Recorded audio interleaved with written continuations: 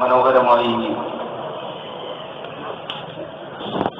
പറഞ്ഞുകൊണ്ടിരിക്കുന്ന ഒരു പ്രസ്ഥാനമാണ് മുസ്ലിം യൂത്ത് ലീഗ്.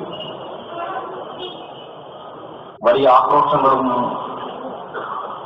വലിയ കോലാഹലങ്ങളുമില്ലാതെ, വലിയ അവകാശവാദങ്ങളില്ലാതെ, ഒരുപക്ഷെ സാമൂഹ്യമായ രാഷ്ട്രീയത്തിന്റെ ഒരു ബാലൻസായി മുസ്ലിം യൂത്ത് ലീഗിന്റെ സാന്നിധ്യത്തെ സാമാന്യ ബോധമുള്ള ഒരാൾക്കും കാണാതിരിക്കാൻ കഴിയില്ല. അതൊരു പൊതുസമ്മേളനത്തിലൂടെയോ മഹാപ്രകടനങ്ങളിലൂടെയോ വിളിച്ചു പറയേണ്ടതുണ്ട് എന്ന് ഞാൻ വിചാരിക്കുന്നില്ല. പഴയ കാലങ്ങളിൽ നിന്ന് വ്യത്യസ്തമാണ് പുതിയ കാലം. നമുക്കറിയാം, സോഷ്യൽ മീഡിയയുടെയും പുതിയ ടെക്നോളജിയുടെയും അനന്തമായ സാധ്യതകളുള്ള ഒരു കാലത്ത് ഇത്തരം പൊതുയോഗങ്ങൾ പഴയ കാലത്തെ പോലെ അത്രമേൽ സജീവമല്ല എന്ന്. ഒരുപക്ഷെ ഞാൻ പറയാൻ പോകുന്നതിന് അപ്പുറമുള്ള രാഷ്ട്രീയത്തെ നിരന്തരമായി ഇടപെടുകയും മനനം ചെയ്യുകയും ചെയ്യുന്ന ചെറുപ്പക്കാർ നമുക്കിടയിലുണ്ട്. അതുകൊണ്ട് തന്നെ വലിയ വിശദീകരണങ്ങളുടെ ആവശ്യമുണ്ട് ഈ പ്രസംഗത്തിൽ നിങ്ങളോട് എന്ന് ഞാൻ വിചാരിക്കുന്നില്ല. എന്റെ ബഹുമാന്യരായ നേതാക്കന്മാർ പാറക്കൽ അബ്ദുല്ല സാഹിബും അതുപോലെ തന്നെ നിരവധി ആളുകൾ സൂഫി നെരിക്കാട്ടേരിയും അഹമ്മദ് പുന്നത്തിലും ബഹളത്തൊക്കെ വേദിയിലുണ്ട്. അവരൊക്കെ എന്റെ മുമ്പ് സംസാരിക്കുമെന്ന്, അതിന്റെ ചുവട് പിടിച്ച് സംസാരിക്കണമെന്ന് വിചാരിച്ചായിരുന്നു ഞാനിരുന്നത്. പക്ഷേ അവർ എന്നെ നിരാശപ്പെടുത്തിയാണ് പ്രശ്നം അവസാനിപ്പിച്ചത്. മുസ്ലിം ലീഗ് രാഷ്ട്രീയ പാർട്ടിയെ സംബന്ധിച്ചിടത്തോളം ഇവിടെ നേരത്തെ സ്വാഗതത്തിലും ഷുഹൈബും അതുപോലെ തന്നെ സമീറും ഒക്കെ അധ്യക്ഷ പ്രസംഗത്തിലൊക്കെ സൂചിപ്പിച്ച ചില കാര്യങ്ങളുണ്ട്. മുസ്ലിം ലീഗ് ഒരു നാട്ടിൽ, ഒരു രാജ്യത്ത് എന്തിനാണ് എന്ന ചോദ്യത്തിന് ഒരു പ്രസംഗമോ ഒരു ലേഖനമോ ഒന്നുമല്ല മറുപടി. ഇന്ത്യയിൽ നിന്ന് വ്യതിരിക്തമായി നിൽക്കുന്ന ഒരു സംസ്ഥാനമാണ് മറുപടി. ലീഗ് ഉട്ടോപ്പിയല്ല. നിങ്ങൾ മുസ്ലിം ലീഗിന്റെ കൊടി പിടിച്ചാൽ ഇന്ന കാര്യങ്ങളൊക്കെ ഉണ്ടാകുമെന്ന് ഞങ്ങൾ വാഗ്ദാനം ചെയ്യുകയല്ല. ലീഗിന്റെ കൊടി പിടിച്ചാൽ എന്ത് സംഭവിക്കുമെന്നത് കാണിച്ചു തന്നതാണ്. അത് ഉട്ടോപ്പിയല്ല, സംഭവിച്ചു കഴിഞ്ഞതാണ്. വരാനിരിക്കുന്ന ഒരു സ്വർഗത്തെക്കുറിച്ചുള്ള വാഗ്ദാനമല്ല, വന്നു കഴിഞ്ഞ ഒരു രാഷ്ട്രീയ അവസ്ഥയെക്കുറിച്ചുള്ള വാദവും പ്രതിവാദവും മാത്രമാണ് മുസ്ലിം ലീഗിന്റെ ശത്രുക്കളും നടത്തുന്നത്. മറ്റേതൊരു രാഷ്ട്രീയ പാർട്ടിയും അങ്ങനെയാണെന്ന് ഞാൻ വിചാരിക്കുന്നില്ല. മാർക്സിസ്റ്റ് പാർട്ടിയുടെ കൊടി പിടിച്ചാൽ നിങ്ങൾക്ക് അതുവരും ഇതുവരും എന്ന വാഗ്ദാനങ്ങൾ ആ കൊടി പിടിച്ചു നിരാശരായവരുടെ മനസ്സിനകത്തുണ്ടാകും. അതുപോലെ തന്നെ കമ്മ്യൂണിറ്റിക്ക് അകത്തുനിന്ന് വരുന്ന, പുറത്തുനിന്ന് വരുന്ന തീവ്രവാദത്തിന്റെയും ഭീകരവാദത്തിന്റെയും ആളുകൾ പറയുന്ന ഒരു സ്വപ്നത്തിന്റെ ലോകമുണ്ട്. യാഥാർത്ഥ്യമല്ല. നിങ്ങൾ വന്നാൽ, നിങ്ങൾ അങ്ങനെ ചെയ്താൽ ലീഗ് ഒരു വാഗ്ദാനം നൽകുന്നില്ല. ലീഗ് ഒരു റിയാലിറ്റിയാണ്. സംഭവിച്ചു കഴിഞ്ഞതാണ്, വരാനുള്ളതല്ല. സംഭവിച്ചു കഴിഞ്ഞതാണ്. എന്താണ് മുസ്ലിം ലീഗ് രാഷ്ട്രീയ പാർട്ടി? നാദാപുരത്തിന്റെയും പരിസര ഭാഗങ്ങളിലുമൊക്കെ തെരഞ്ഞെടുപ്പിന്റെ വടക്കിൽ നടന്ന ഒരുപാട് പ്രസംഗങ്ങൾ നിങ്ങൾക്ക് പരിശോധിക്കാം. ഈ പാർലമെന്റ് തെരഞ്ഞെടുപ്പ് വരുമ്പോൾ ഒരു ചെറിയ രാഷ്ട്രീയ പാർട്ടിയാണ് മുസ്ലിം ലീഗ്. പക്ഷെ ഗൗരവത്തോടുകൂടി ഇന്ത്യ രാജ്യത്ത് സംഭവിക്കാനിരിക്കുന്ന അപകടത്തെക്കുറിച്ച് 1000 തവണ ബോധ്യപ്പെടുത്താൻ ശ്രമിച്ചതാണ്. ആർക്കും അത് ബോധ്യമായില്ല. ഈ കഴിഞ്ഞ നിയമസഭയിൽ 30 ദിവസത്തോളം നമുക്കറിയാം, 45 ദിവസത്തോളം കഴിഞ്ഞ നിയമസഭയുണ്ടായിരുന്നു. പാർലമെന്റ് തെരഞ്ഞെടുപ്പിന് ശേഷം നടന്ന നിയമസഭ. ആ സഭക്കകത്ത് പരിശുദ്ധമായ റമദാനിൽ 20 വരെ സഭയുണ്ടായിരുന്നു. സഭക്കകത്ത് ഞാനിങ്ങനെ ഇരിക്കുമ്പോൾ ആലോചിക്കുകയായിരുന്നു, LDF ആവട്ടെ UDF ആവട്ടെ എല്ലാവരും പരസ്പരം ആരോപണങ്ങൾ ഉന്നയിച്ചുകൊണ്ട് സംസാരിക്കുകയാണ്. എല്ലാവരും പറയുന്നു ജയിച്ചവർ തോറ്റവർ എന്നതിന്റെ കണക്കുകളെ കുറിച്ച്. സാമാന്യ ബോധമുള്ളവരോട് ഞാൻ ചോദിക്കട്ടെ, മലയാളിയിൽ ആരാണ് ജയിച്ചത്, ആരാണ് തോറ്റത്? ഒരു പാർലമെന്റ് തെരഞ്ഞെടുപ്പിനെ നിങ്ങൾ വിലയിരുത്തിയാൽ ഈ തെരഞ്ഞെടുപ്പിൽ കേരളത്തിൽ ആരാണ് ജയിച്ചത്? ഈ തെരഞ്ഞെടുപ്പിൽ കേരളത്തിൽ ആരാണ് തോറ്റത്? തോറ്റുപോയത് കേരളത്തിൽ എല്ലാവരുമാണ്. പരാജയം സംഭവിച്ചത് കേരളത്തിന്റെ പൊതുരാഷ്ട്രീയത്തിലാണ്. അവിടെയാണ് തോറ്റുപോയത്. ഈ തോൽവിയെ കുറിച്ചാണ് മുസ്ലിം ലീഗ് സൂചനകൾ നൽകിയത്. വരുമായിരുന്ന ഒരു തോൽവിയെ കുറിച്ച് തോൽക്കുന്നത് LDF UDF അല്ല, ജനങ്ങളാണ്, രാജ്യമാണ്, രാജ്യത്തിന്റെ പൈതൃകമാണ്, രാജ്യത്തിന്റെ സെക്യുലറിസമാണ്, രാജ്യത്ത് പതിറ്റാണ്ടുകളായി കെട്ടിപ്പോക്കിയ നന്മയും സൗഹൃദവും ഈ നാട് ലോകത്തോട് വിളിച്ചു പറഞ്ഞ മര്യാദയുമാണ്. തോറ്റുപോയതാണ് കോൺഗ്രസ് അല്ല, CPM അല്ല, ഏതെങ്കിലും ഒരു പാർട്ടിയും മുന്നണിയുമല്ല, രാജ്യത്തെ ജനങ്ങൾ. ഉത്തരവാദിത്ത ബോധത്തോടു കൂടിയാണ് ലീഗ് പറഞ്ഞത്. ആ തോൽവിയെ മറികടക്കാൻ ശ്രമിക്കേണ്ടത് ഏതെങ്കിലും ഒരു പാർട്ടിയുടെ മാത്രം ബാധ്യതയായിരുന്നില്ല, രാജ്യത്തിന്റെ ബാധ്യത. എന്തൊക്കെയായിരുന്നു പടായി? നമ്മുടെ നാട്ടിൽ BJP ശരിയാക്കി കളയും, RSSനെ അങ്ങ് തകർത്ത് കളയും. നമ്മുടെ നാട്ടിലെ തീപിരിപ്പിള്ളേരായിട്ടുള്ള ഇവിടുത്തെ തീവ്രവാദങ്ങൾ ഉത്തരവുണ്ടല്ലോ, ഏതൊക്കെ കൊട്ടയിൽ കൊണ്ടാണ് നിങ്ങൾക്ക് വോട്ട് കൊണ്ടുപോയിട്ടത്? ആരോടോ അതിലൊക്കെ ഉത്തരവാദികളായി രാജ്യത്തുള്ളത്? ഏത് കൊട്ടക്കിണറ്റിലാണ് നീയൊക്കെ കൊണ്ടുപോയിട്ട വോട്ടുള്ളത് എന്നൊന്ന് പരിശോധിച്ചു നോക്ക്. അത് രാജ്യത്ത് എന്ത് ഉപകാരമാണ് ചെയ്തത്? ആരെയാണ് ജയിപ്പിച്ചത്? നിന്റെ വോട്ട്. ആരെയാണ് തോൽപ്പിച്ചത്? നിന്റെ വോട്ട്. 10 രൂപയുടെ ഉപകാരമില്ലാത്ത കുറെ വോട്ടുകൾ കൊണ്ടുപോയി പൊട്ടക്കിണത്തിലിട്ടതല്ലാതെ രാജ്യത്തിലെ ലീഗ് വിരുദ്ധ തീവ്രവാദികൾ ഈ തെരഞ്ഞെടുപ്പിൽ ചുക്കും ചെയ്തില്ല, ഒന്നും ചെയ്തില്ല. തെരഞ്ഞെടുപ്പ് കഴിഞ്ഞപ്പോ എല്ലാവരുടെ നാവും അണ്ണാക്കിലും വലിഞ്ഞു പോയല്ലോ, പറയപ്പെടുന്നല്ലോ. RSSകാർ ഇന്ത്യ ഭരിക്കുകയാണ്, BJP ഇന്ത്യ ഭരിക്കുകയാണ്. കേരളം എന്ന് പറയുന്ന ഒരു കൊച്ചു ഭൂമിയിൽ നിന്ന് BJP അങ്ങോട്ട് ഏമാറ്റിക്കളയുമെന്ന് പറഞ്ഞു വീരശൂര പരാക്രമങ്ങൾ ഇറങ്ങി പുറപ്പെട്ടിട്ട് ഞങ്ങൾ പറഞ്ഞു അവനവന്റെ തടിയും ആരോഗ്യത്തെ നോക്കിയിട്ട് വേണം കളിക്കാൻ. മുഹമ്മദ് സാഹിബ് പറഞ്ഞ പോലെ സാനിറ്റോറിയത്തിലെ ക്ഷയരോഗി പോയി രാമയെ വെല്ലുവിളിക്കരുത്, ഊരവിളിക്ക് പോകും. നിനക്ക് പറ്റിയതാണ്. നിന്റെ റൈൻഡ് എന്തായിരുന്നു? രാജ്യത്തിലെ BJPയോട് കളിക്കുമ്പോ രാജ്യത്തിലെ BJPയോട് കളിക്കാൻ പറ്റുന്ന ഒരു തരം നിൽക്കാവുന്ന മതേതര കക്ഷി നമ്മുടെ കൂടവേണമായിരുന്നു. കോൺഗ്രസ് എന്ന് ഞങ്ങൾ ചൂണ്ടിക്കാട്ടിയത് അതുകൊണ്ടാണ്. കോൺഗ്രസ് ഇന്ത്യയിലെ എല്ലാം വലിയ പാർട്ടിയാണെങ്കിൽ ലീഗിന്റെ പച്ചപ്പൊടി താഴെ വെച്ച് അത് കോൺഗ്രസിൽ പോയാൽ പോലെ ഞങ്ങൾക്ക് അത് ചേർന്നാൽ പോലെ ഞങ്ങൾ പോയില്ല. ഞങ്ങൾ പറഞ്ഞത് ഇവരുമായി താരതമ്യം ചെയ്താൽ കോൺഗ്രസിന്റെ സെക്കുലർ പാർട്ടിയെ മുന്നിൽ നിർത്തി വേണം നിങ്ങൾ ഈ പോരാട്ടം നയിക്കാനെന്നാണ്. നമ്മൾ കോൺഗ്രസിന് പിന്തുണ കൊടുക്കണം. കോൺഗ്രസിനെ തിരുത്താൻ നമ്മൾ അതിനകത്തുണ്ട്, രാജ്യത്തിനകത്തുണ്ട്, സെക്കുലർ സംവിധാനത്തിനകത്തുണ്ട്.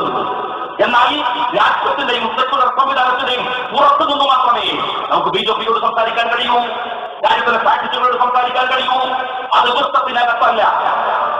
CPM പറഞ്ഞു, ഈ രാജ്യത്തിലെ രാഷ്ട്രീയ പാർട്ടികളോട് ഞങ്ങൾ പറഞ്ഞു, നിങ്ങൾ ചെയ്യാൻ പോകുന്നത് കോൺഗ്രസിനെ തകർക്കുകയല്ല, RSSനെ വളർത്തുകയാണ്. അത് മനസ്സിലാക്കിയില്ല. കോൺഗ്രസിനെ തകർക്കുകയല്ല, RSSനെ വളർത്തുകയാണ്. RSS India ഭരിക്കുന്നു. അത് വസ്തുതയാണല്ലോ, യാഥാർത്ഥ്യമാണല്ലോ. മുസ്ലിം ലീഗ് എത്രയോ കാലങ്ങൾക്ക് മുമ്പ് പറഞ്ഞ ഉത്തരവാദിത്തപൂർണമായ ഒരു ദൗത്യമതാണ്, ഞങ്ങൾ നിർവഹിച്ച ദൗത്യമതാണ്.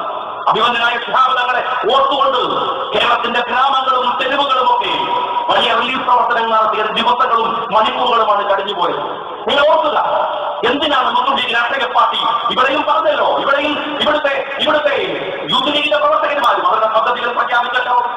എന്താണ് മുസ്ലിം ലീഗ് രാജ്യത്ത് ചെയ്തു വരുന്നത്? ലീഗിനെ നിങ്ങൾക്ക് വിമർശിക്കാം, ലീഗിനെ നിങ്ങൾക്ക് എതിർക്കാം, ലീഗിനെ നിങ്ങൾക്ക് പരാജയപ്പെടുത്താം. മുസ്ലിം ലീഗ് പറയുന്ന ആശയങ്ങളുണ്ട്, ആശയപരമായി സംവദിക്കാൻ കഴിയുന്ന തരത്തിൽ നിങ്ങൾ മുന്നോട്ട് വരണം. ഞങ്ങൾ എന്താ പറഞ്ഞത്? ഞങ്ങൾ എന്താ ചെയ്തത്? നിങ്ങൾ പരിശോധിക്കും. ഇതിന്റെ മുഹമ്മദ് കോയ സാഹിബ് ലീഗ് രാഷ്ട്രീയത്തിന്റെ ഒരു ചരിത്രഘട്ടത്തെ അതിന്റെ പ്രയോഗവൽക്കരണത്തെ സാഹിബും മുഹമ്മദ് ഇസ്മായിൽ സാഹിബും ഒക്കെ കൊടുത്ത ആശയത്തെ, ആ ആശയത്തിന്റെ മഹാപ്രപഞ്ചത്തെ പ്രയോഗവൽക്കരിച്ച മഹാനാണ് മുഹമ്മദ് കോയ സാഹിബ്. ലീഗിന്റെ കാലം നിങ്ങൾ പരിശോധിച്ചു.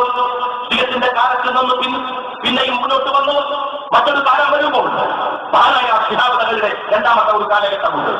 ലീഗ് സംസാരിച്ച ജനത ആരാണ്? ലീഗ് സംസാരിച്ചത് ആരോടാണ്?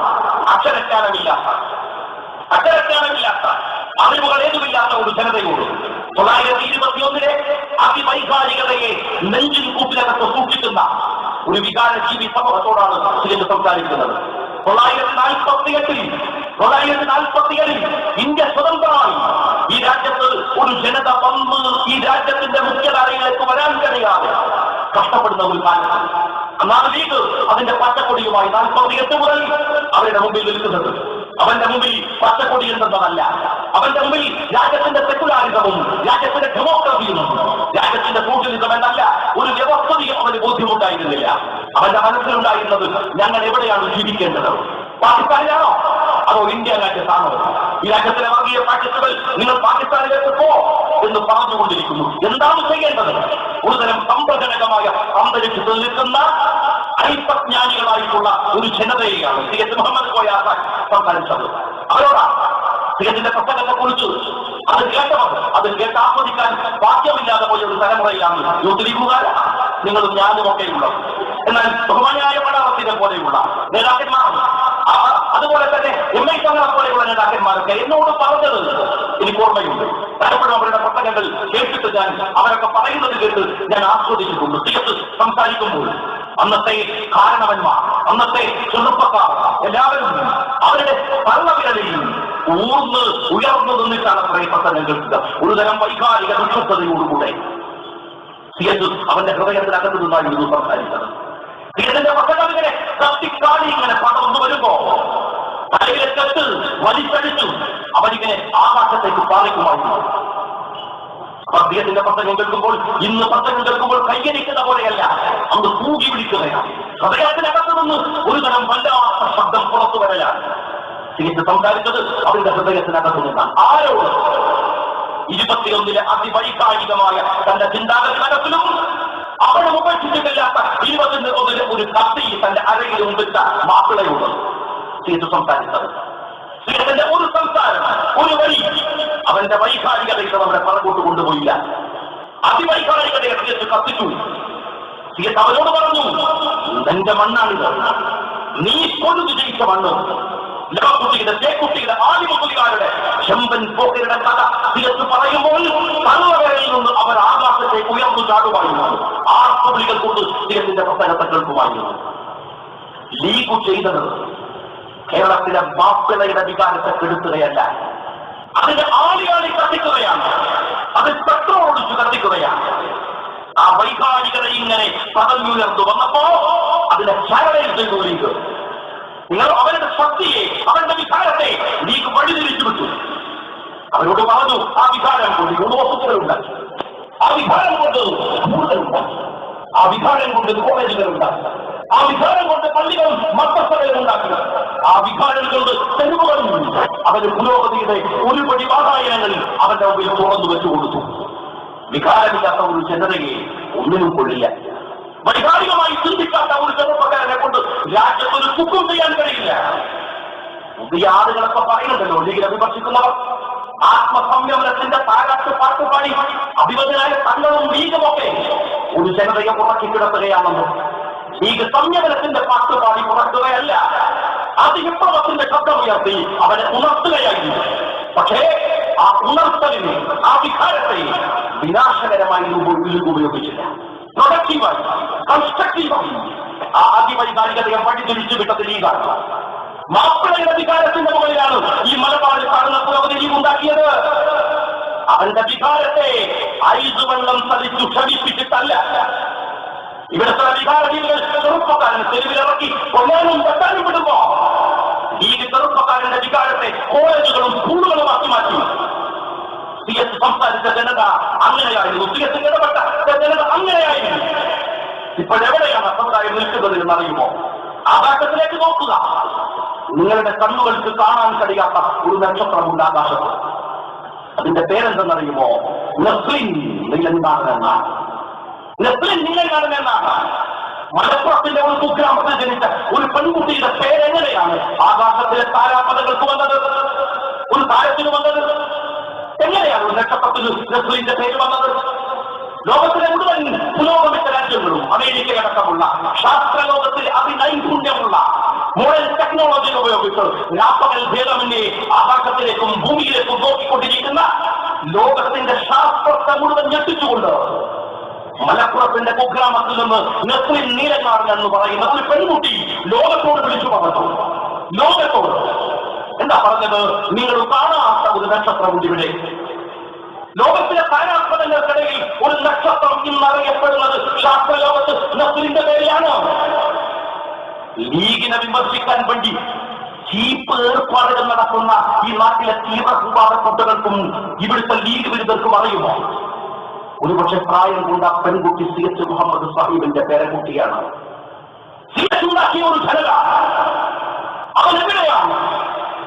10ാം ക്ലാസ് വരെയെങ്കിലും നിങ്ങൾ നിങ്ങളുടെ പെൺകുട്ടികളെ പഠിപ്പിക്കണമേ എന്ന് ഒരു ജനതയോട് അവസാനത്തെ പ്രസംഗത്തിൽ ഒരു പക്ഷേ കാഞ്ഞങ്ങാട് വെച്ചായിരുന്നു ഫുക്കോയ തങ്ങളുടെ അവസാനത്തെ പ്രസംഗം. ഫുക്കോയ തങ്ങൾ പറഞ്ഞു, നിങ്ങൾ നിങ്ങളുടെ പെൺകുട്ടികളെ 10ാം ക്ലാസ് വരെയെങ്കിലും പഠിപ്പിക്കണം.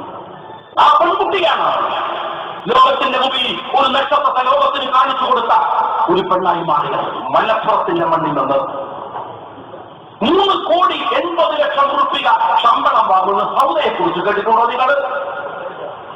മലയാള മനോരമയിൽ വന്നല്ലോ അവരെ കുറിച്ച് ഒരു പതിപ്പ്, ഒരുപാട് പത്രങ്ങളിലുണ്ടല്ലോ. അതുകൂടി അവരെ കുറിച്ച് കേരളത്തിൽ ശമ്പളം വാങ്ങുന്നവരെ കുറിച്ച് തൊഴിൽ വീതി വന്നതിൽ സൗദയാണ്. 3,80,00,000 ഒരു പെൺകുട്ടി. എവിടെ നിന്നാണ് ഒരു ജനത വന്നത്? ഇന്നലെ പെയ്ത മഴക്ക് ഇന്നുള്ള ചില തവറുകൾ ലീഗ് പാർട്ടി നോക്കിയിട്ട് എന്തുണ്ടാക്കി മലപ്പുറത്ത്. ഞാൻ തെരഞ്ഞെടുപ്പ് സമയത്തൊക്കെ പറഞ്ഞു, മലപ്പുറത്ത് നമ്മുടെ NDF ലീഗിനോട് ഒരു ക്യാമ്പയിൻ, മലപ്പുറത്ത് ലീഗ് എന്താ ഉണ്ടാക്കിയത്? ഞാൻ പറഞ്ഞു, നീ എന്റെ ബാപ്പയോട് പോയി ചോദിക്കണം. കാര്യമൊന്നുമില്ല. ഒന്നുമില്ലാത്ത മലപ്പുറത്ത് ലഭിച്ചത് ഇവനല്ല ജനിച്ചത്, ഇവന്റെ ആപ്പയാണ്. ഇവനല്ല ജനിച്ചത്.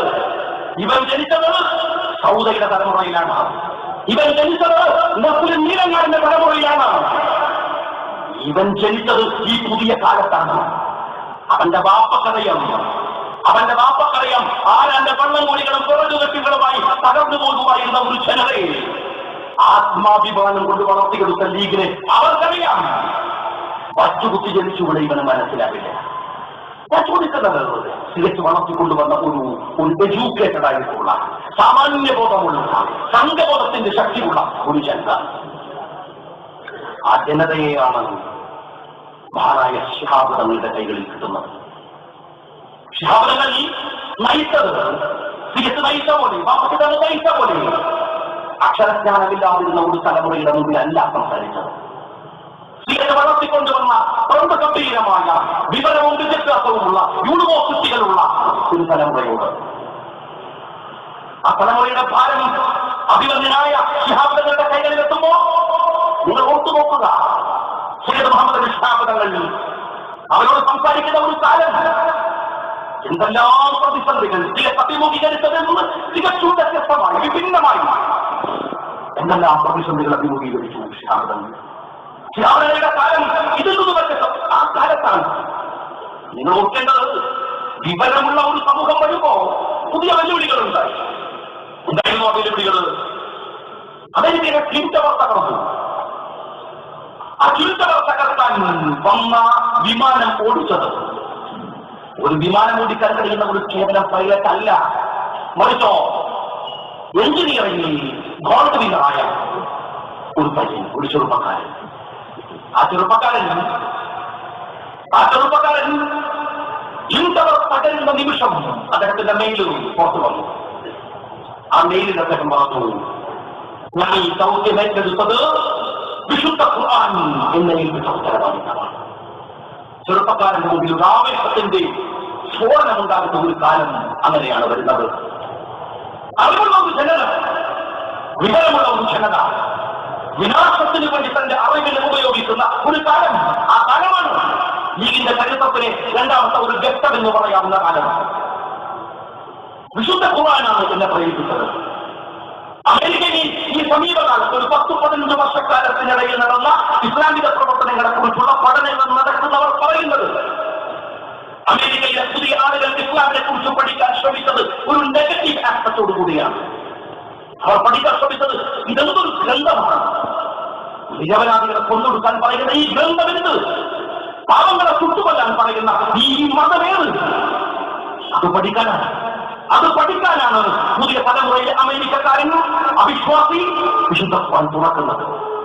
പക്ഷെ അവർ തുറന്നു നോക്കിയപ്പോൾ ഖുർആനിൽ കാണുന്നത് കാരുണ്യത്തിന്റെയും സഹനത്തിന്റെയും മനുഷ്യസ്നേഹത്തിന്റെയും ഒരു മഹാപ്രബന്ധത്തെയാണ്, ഒരു വിസ്മയത്തെയാണ്. അവർ ഇസ്ലാമിനെ മനസ്സിലാക്കുന്നത് ഒരു പോസിറ്റീവായ അപ്രോച്ചോടു കൂടിയല്ല, നെഗറ്റീവായ എന്തൊരു അക്രമത്തിന്റെ മതമാണിതെന്നറിയാൻ, എന്തൊരു ക്രൂരമായ മതമാണിതെന്നറിയാൻ അവർ തുറക്കുന്ന ഖുർആൻ. പക്ഷേ അവർ കാണുന്നത് സ്നേഹത്തിന്റെയും സഹിഷ്ണുതയുടെയും ഒരു വലിയ വെളിച്ചത്തിന്റെ വിപ്ലവമാണ്. ഇസ്ലാമിലേക്ക് വന്നത്. അങ്ങനെയാണ് കുറെ ആളുകൾ ഈ 10-15 കൊല്ലത്തിനിടയിൽ അമേരിക്കയിലെ ക്ലിനിക്കവർ തകർക്കുന്ന ചെറുപ്പക്കാരുടെ ഒരു വികാരമായി വരുന്ന കാലം. ആ കാലത്താണ് 1990 മുതൽ ഇന്ത്യയിൽ ഒരു വ്യതിരിക്തമായ സാഹചര്യം ഉണ്ടായി. ധാരണി വച്ചതിന്റെ പശ്ചാത്തലം വന്നു.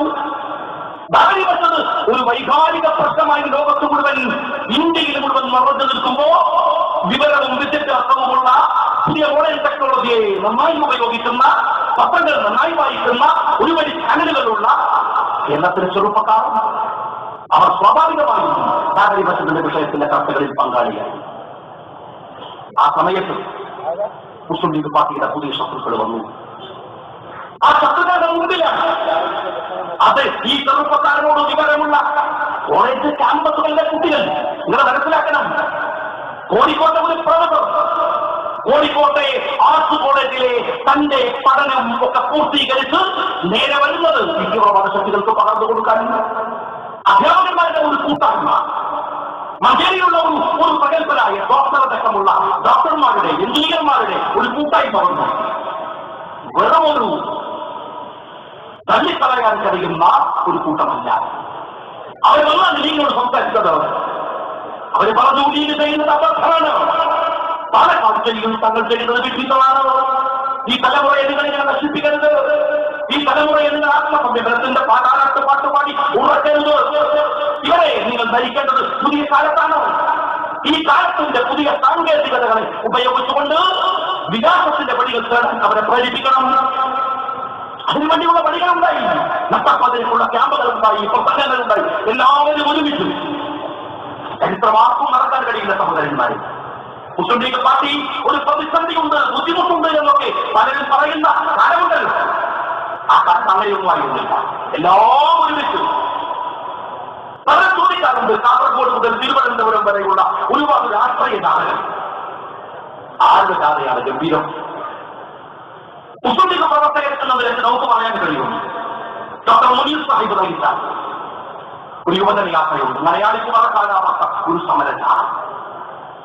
മലയാളം കാസർഗോഡ് മുതൽ തിരുവനന്തപുരം വരെ വീർപ്പടക്കി പിടിച്ചൊരു ജാഥയെ നിരീക്ഷിച്ചിട്ടുണ്ടെങ്കിൽ ആ കൂട്ടത്തിന്റെ കക്ഷിരാഷ്ട്രീയത്തിന്റെയും മതജാതികൾക്കും അതീതമായി ആളുകളുടെ ഒരു സാന്നിധ്യത്തിന്റെ പടപ്പാട്ടുണ്ടായിരുന്ന ഒരു ജാഥ ഏതെന്ന് ചോദിച്ചാൽ അസന്നിഗ്ധമായി നമുക്ക് പറയാൻ കഴിയും, പത്രക്കാർക്ക് പറയാൻ കഴിയും. അത് അബ്ദുൽ നാസർ മദനി കാസർഗോഡ് നിന്ന് തിരുവനന്തപുരത്തേക്ക് പോയ ജാഥയാണ്. കാട്ടിപ്പോട്ട ഒരു ഗംഭീരമാണ്. ഇതൊന്നും അറിയാനുള്ള മലയാളിക്ക് അന്ന് വരെ പരിചിതമല്ലാത്ത ഒരു തീവ്രവാദത്തെ ജനങ്ങളുടെ മുമ്പിൽ അവതരിപ്പിക്കുന്ന ഒരു പുതിയ രീതി. തീവ്രവാദം പതുക്കെ ഇരുട്ടിന്റെ മറവിൽ സംസാരിക്കാൻ മാത്രം ശീലിച്ചവർ തെരുവുകളിലേക്ക് വന്ന ഒരുപക്ഷെ ആദ്യപ്പെട്ട ആ യാത്രയുടെ ആരവം നടത്താൻ കഴിയില്ല മലയാളിക്ക്. ലീഗ് തകർന്നു എന്ന് പ്രഖ്യാപിച്ചുവല്ല. അബ്ദുൽ നാസർ മദനിയെ കേരളമംഗലൂരിലെ അവരുടെ പൊളിറ്റിക്കൽ സ്കൂളിലേക്ക് കൊണ്ടുപോയി പാർപ്പിച്ചു. ദിവസങ്ങളുണ്ട്. അബ്ദുറഹിമാൻ സാഹിബും അബ്ദുല്ല സാഹിബും ഒക്കെ അവർക്ക് വേണ്ട വിധത്തിലുള്ള ക്ലാസുകൾ എടുത്തു കൊടുത്തു. മദനി തന്നെ അദ്ദേഹത്തിന്റെ അനുഭവം വിശദീകരിക്കുന്നുണ്ട്. ഒരിക്കലോ അബ്ദുല്ല സാഹിബ് എഴുതിയ ഒരു ലേഖനത്തിൽ പറയുന്നത്, ഞങ്ങൾ മദനിയെ കൊണ്ടുപോയിട്ട് മദനിയോട് പറഞ്ഞു, മദനി അങ്ങയുടെ കൂടെ ആളുകൾ ഇഷ്ടം പോലെ ഉണ്ടല്ലോ, ഈ അങ്ങാടിയിലെ അതിശയം കാണാമെന്നവരൊക്കെ മദനിന്റെ കൂടെയാണെന്ന് ഈ സാധുക്കൾ വിചാരിച്ചു. അവർ പറഞ്ഞു ഇഷ്ടം പോലെ ആളെ മദനിക്കൊണ്ടു. മദനിക്കില്ലാത്തത് ബുദ്ധിയ, അത് ഞങ്ങൾ തരാം. ആരും ഈ ബൂതികൾ ഞങ്ങൾ തരാം. അപ്പൊ മദനിയുടെ ആളും ഞങ്ങളുടെ കുബത്തിലൂടെ കേരളത്തിൽ ഒരു കടി കടിക്കണം. മദനിയെ കേരളമംഗലൂരിൽ കൊണ്ടുപോയി പാർപ്പിച്ചു. ഞാൻ ഒരു ലേഖനത്തിൽ വിശദീകരിക്കുന്നുണ്ട്. അനുഭവമാണ്. എന്താ സംഭവിച്ചത്? എന്താ അവസാനം ഉണ്ടായത്?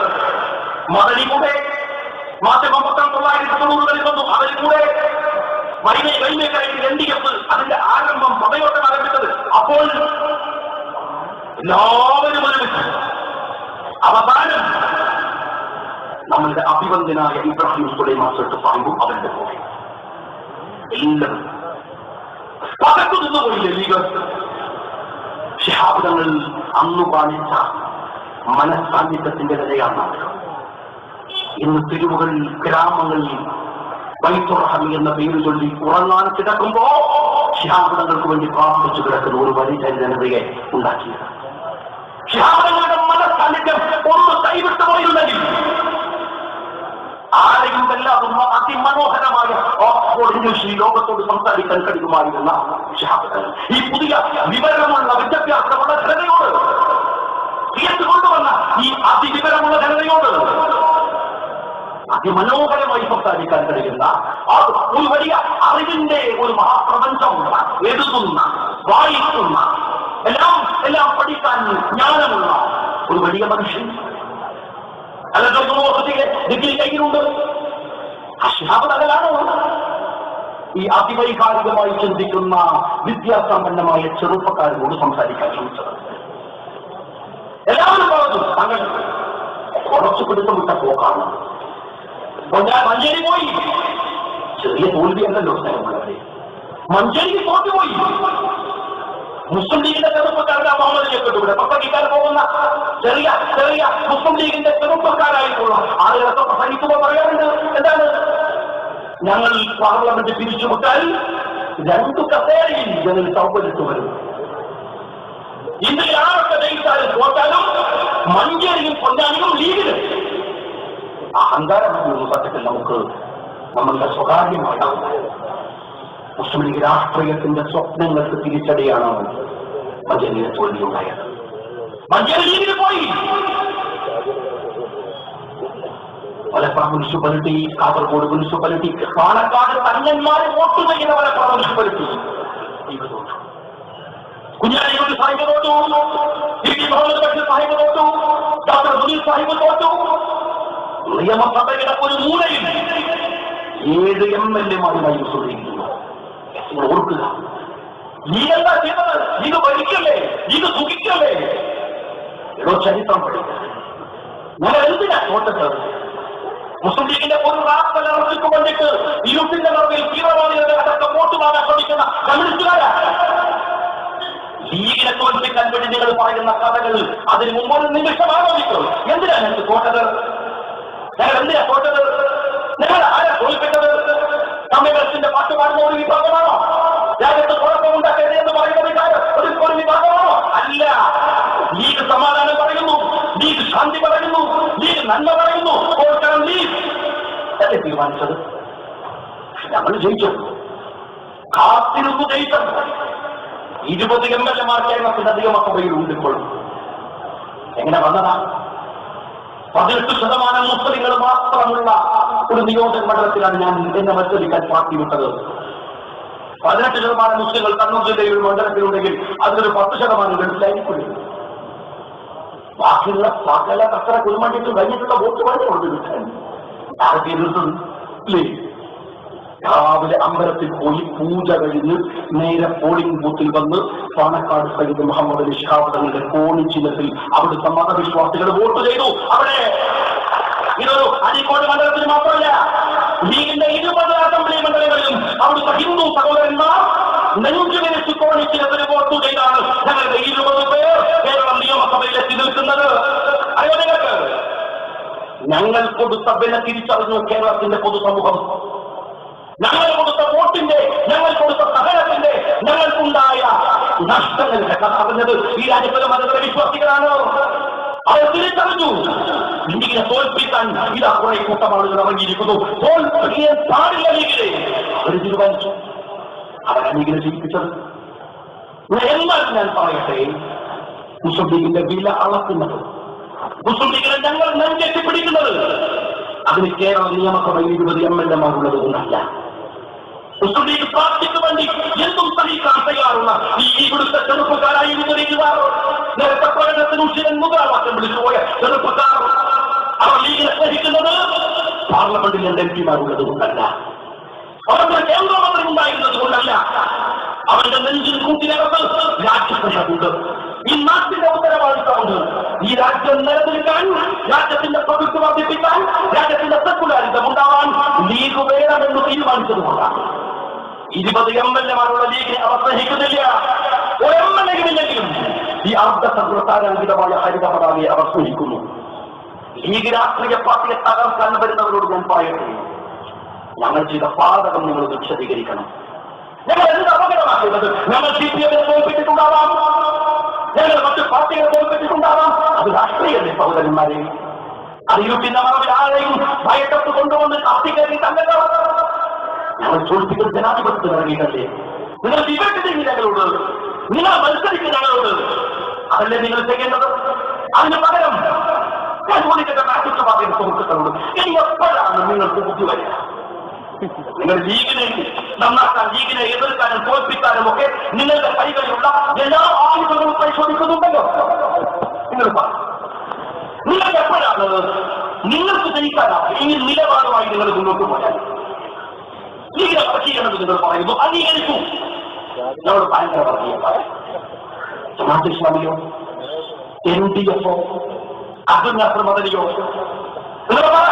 നാഷണൽ ലീഗ് എന്ന് പറഞ്ഞ് നിങ്ങൾ കൂട്ടിക്കൊണ്ടുപോയ ഇപ്പോഴും ഒരു കർഷണമാക്കി വെച്ചിരിക്കുന്ന അവരോ ലീഗൊന്നും പിരിച്ചുവിട്ടാൽ ആത്മാഭിമാനമുള്ള ഏതെങ്കിലും ഒരു ചെറുപ്പക്കാരൻ ഇതിലേതെങ്കിലും ഒരു സംഘടനയുടെ കൊടി പിടിക്കുമെന്ന് നിങ്ങൾ വിചാരിക്കുന്നുണ്ടോ? അവർ കോൺഗ്രസിലുള്ള ലീഗ് പാർട്ടി തിരിച്ചുവിട്ടാൽ അവർ കോൺഗ്രസിൽ വരുമോ? അവർ CPM-ൽ വരുമോ? വരുന്ന 4 കൂടുതൽ ഈ നാട്ടിലെ ചെറുപ്പക്കാർക്ക് തൂങ്ങേരി പഞ്ചായത്തിലെ CPM-കാർക്ക് അറിയാം, നിങ്ങൾക്കറിയാം. പിന്നെ ലീഗിനെ നശിപ്പിക്കുന്നതിന്റെ രാഷ്ട്രീയം എന്താണ്? നിങ്ങൾ രാഷ്ട്രീയം പറയും, നിങ്ങൾ രാഷ്ട്രീയം പറയണം. വർഗീയവാദികളുടെ പറയിൽ നിന്ന് ലീഗിനെ തകർക്കാൻ ശ്രമിക്കരുത്. ഞങ്ങൾ എന്താ ചെയ്യുന്നത്? ഞാൻ ഈ അടുത്ത് 2 മുമ്പ് കൊണ്ടോടിയിലെ ഒരു സെമിനാർ, എല്ലാ നേതാക്കന്മാരും CPM-ന്റെ നേതാക്കന്മാരുണ്ട്, LDF-ന്റെ നേതൃത്വമുണ്ട്, BJP-യുടെ നേതാക്കന്മാരുണ്ട്. എല്ലാവരും ഇരിക്കുമ്പോൾ സെമിനാറിൽ ഞാൻ ചോദിച്ച ഒരു ചോദ്യമുണ്ട്. ഞാൻ അവരോട് ചോദിച്ചത്, നിങ്ങൾ മുസ്ലിം ലീഗ് രാഷ്ട്രീയ പാർട്ടിയെ വിമർശിക്കുന്നു, എതിർക്കുന്നു, 2 വ്യത്യാസമുണ്ട്. ഞങ്ങൾ LDF-നെ എതിർക്കുന്നു. ഞാൻ പറഞ്ഞു, ഇവിടെ ഇരിക്കുന്ന നേതൃത്വം ഞാൻ എതിർക്കുന്നു. എതിർക്കാൻ കാരണം എന്താണ്? നേതൃത്വം മുസ്ലിങ്ങൾക്ക് വേണ്ടി സംസാരിക്കുന്നു, KM ഷാജി മുസ്ലിങ്ങൾക്ക് വേണ്ടി സംസാരിക്കുന്നു. ഇതാ പ്രശ്നം. ഞാൻ പറഞ്ഞു, ഞങ്ങൾ മുസ്ലിങ്ങൾക്ക് വേണ്ടി സംസാരിക്കുന്നു. എന്താ സംസാരം? ഈ ഒരു സമുദായം എന്ന നിലക്ക് ഇവിടുത്തെ മുസ്ലിങ്ങൾക്ക് ഇവിടെ നിർവഹിക്കേണ്ടുന്ന ഉത്തരവാദിത്തമുണ്ട്. ആ ഉത്തരവാദിത്തം എന്താണ്? സാമുദായികമായി ജനാധിപത്യപരമായി അവർക്ക് ലഭിക്കേണ്ടുന്ന അവകാശമുണ്ട്.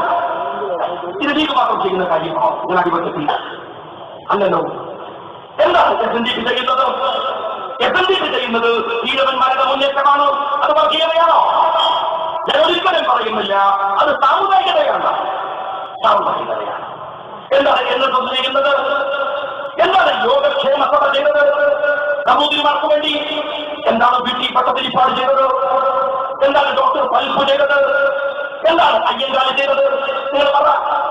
അവരവർ ജീവിച്ച ശ്രീനാരായണ ഗുരുദേവനെ പോലെ ഒരു വലിയ മനുഷ്യസ്നേഹവും സഹോദരന്മാരെ, ജാതിഭേദം മതദ്വേഷം ഏതുമില്ലാതെ സോദരത്വം എന്ന് പാടുന്ന മാതൃക സ്ഥാപനം ശിവനെ വേണം. അത് ഈടവന്മാർക്ക്. അതുകൊണ്ട് ഒരു കറുത്തവനായ ഈടവ ശിവനെ ഉണ്ടാക്കി ശ്രീനാരായണ ഗുരുദേവൻ. മനുഷ്യസ്നേഹത്തിന്റെ മഹാപ്രവാചകനായിരുന്നു ശ്രീനാരായണ ഗുരുദേവൻ. അവരെ വർഗീയവാദിയല്ലോ. പക്ഷേ ഈഴവൻ എന്നതിന്റെ പേരിൽ ഒരു ഇന്ത്യൻ പൗരൻ എന്ന നിലയ്ക്ക് ജനിച്ചു വീണ സമുദായത്തോട്, കുടുംബത്തോട് പ്രതിബദ്ധത കാണിച്ചു. തിരിച്ചു പറഞ്ഞു ലീഗിനോട് പ്രതിബദ്ധതയൊക്കെ. പക്ഷേ മറ്റൊരു സമുദായത്തിന്റെ തലമുടി നാടിന്റെ അവകാശം നിങ്ങൾ കവർന്നെടുത്തുകൊണ്ടാവരുത്. ഈ ഒരുപാട് നേടിയെന്ന് CPM പറയുന്നില്ലേ? ഞാൻ കേരള നിയമസഭയിൽ അംഗമായി ആദ്യത്തെ പ്രസംഗം നടത്തുമ്പോ നിയമസഭയുടെ രേഖകളിലതൊന്നും നിങ്ങൾക്ക് പരിശോധിക്കാം. വിവരാവകാശ നിയമം അനുസരിച്ച് നിങ്ങൾക്ക് രേഖ കിട്ടുമല്ലോ. ഞാൻ നിയമസഭയിൽ പറഞ്ഞു, മുസ്ലിം സമുദായം അനർഹമായത് നേടി എന്ന് പറഞ്ഞു രാജ്യത്ത് ധ്രുവീകരണം ഉണ്ടാക്കാൻ അച്യുതാനന്ദനെ പോലെയുള്ള അവസരവാദ രാഷ്ട്രീയക്കാരൻ, പ്രളയ പോലെയുള്ളവരുണ്ട്. നിരന്തരം പരിശോധിച്ചുകൊണ്ടിരിക്കുമ്പോ ഞാൻ പറഞ്ഞു, നിങ്ങൾ പറ. കേരളം ഭരിക്കുന്ന ഉമ്മൻചാണ്ടിയോട് ഞാൻ പറഞ്ഞു, അങ്ങ് മുഖ്യമന്ത്രിയാണ്, അങ്ങ് ധവളപത്രം ഇറക്കണം. ഇവിടുത്തെ മുസ്ലിങ്ങൾ അനർഹമായി നേടിയ എന്തെങ്കിലും ഒരു ആനുകൂല്യം മുസ്ലിങ്ങളുടെ കൈവശമുണ്ടെങ്കിൽ ആ അവകാശത്തിന് വേണ്ടി ഒരുപാട് പൊരുതിയവരുണ്ടായി. അതിനുവേണ്ടി മജീദിനെയും റഹ്മാനെയും കുഞ്ഞിപ്പനെയും നിരവധി രക്തസാക്ഷികളെയും ഉണ്ടാക്കിയവരാണ് ലീഗുകാർ. ഞങ്ങൾ പറഞ്ഞു, ഞാൻ പറഞ്ഞു, ഇതാ ഈ സഭയുടെ മുമ്പിൽ എന്റെ നേതാവായിരിക്കുന്ന കുഞ്ഞാലിക്കുട്ടി സാഹിബിനെ സാക്ഷി നിർത്തി ഞാൻ പറയുന്നു, നിങ്ങൾ ആ സഭളപത്രം മേശപ്പുറത്ത് വെച്ചാൽ ഒരു 10 മണി ആനുകൂല്യം ഇവിടുത്തെ മുസ്ലിങ്ങൾ അധികമായി കൈപ്പറ്റിയിട്ടുണ്ടെങ്കിൽ അത് പിടിച്ചു വാങ്ങി അത് അർഹതപ്പെട്ട സമുദായത്തിന് കൊടുക്കാൻ പാണക്കാട് ഹൈദരലി ശിഹാബ് തങ്ങൾ ഈ രാഷ്ട്രീയ പാർട്ടി സമരത്തിനുണ്ടാകുക. അല്ലെങ്കിൽ അത് വാങ്ങിക്കൊടുക്കാൻ സഭയുണ്ടായിരുന്ന കൊടിയെന്ന് ഞാൻ ചോദിച്ചു, നിങ്ങൾ സമരം നയിക്കുമോ? നിങ്ങൾ സമരം നയിക്കുമോ?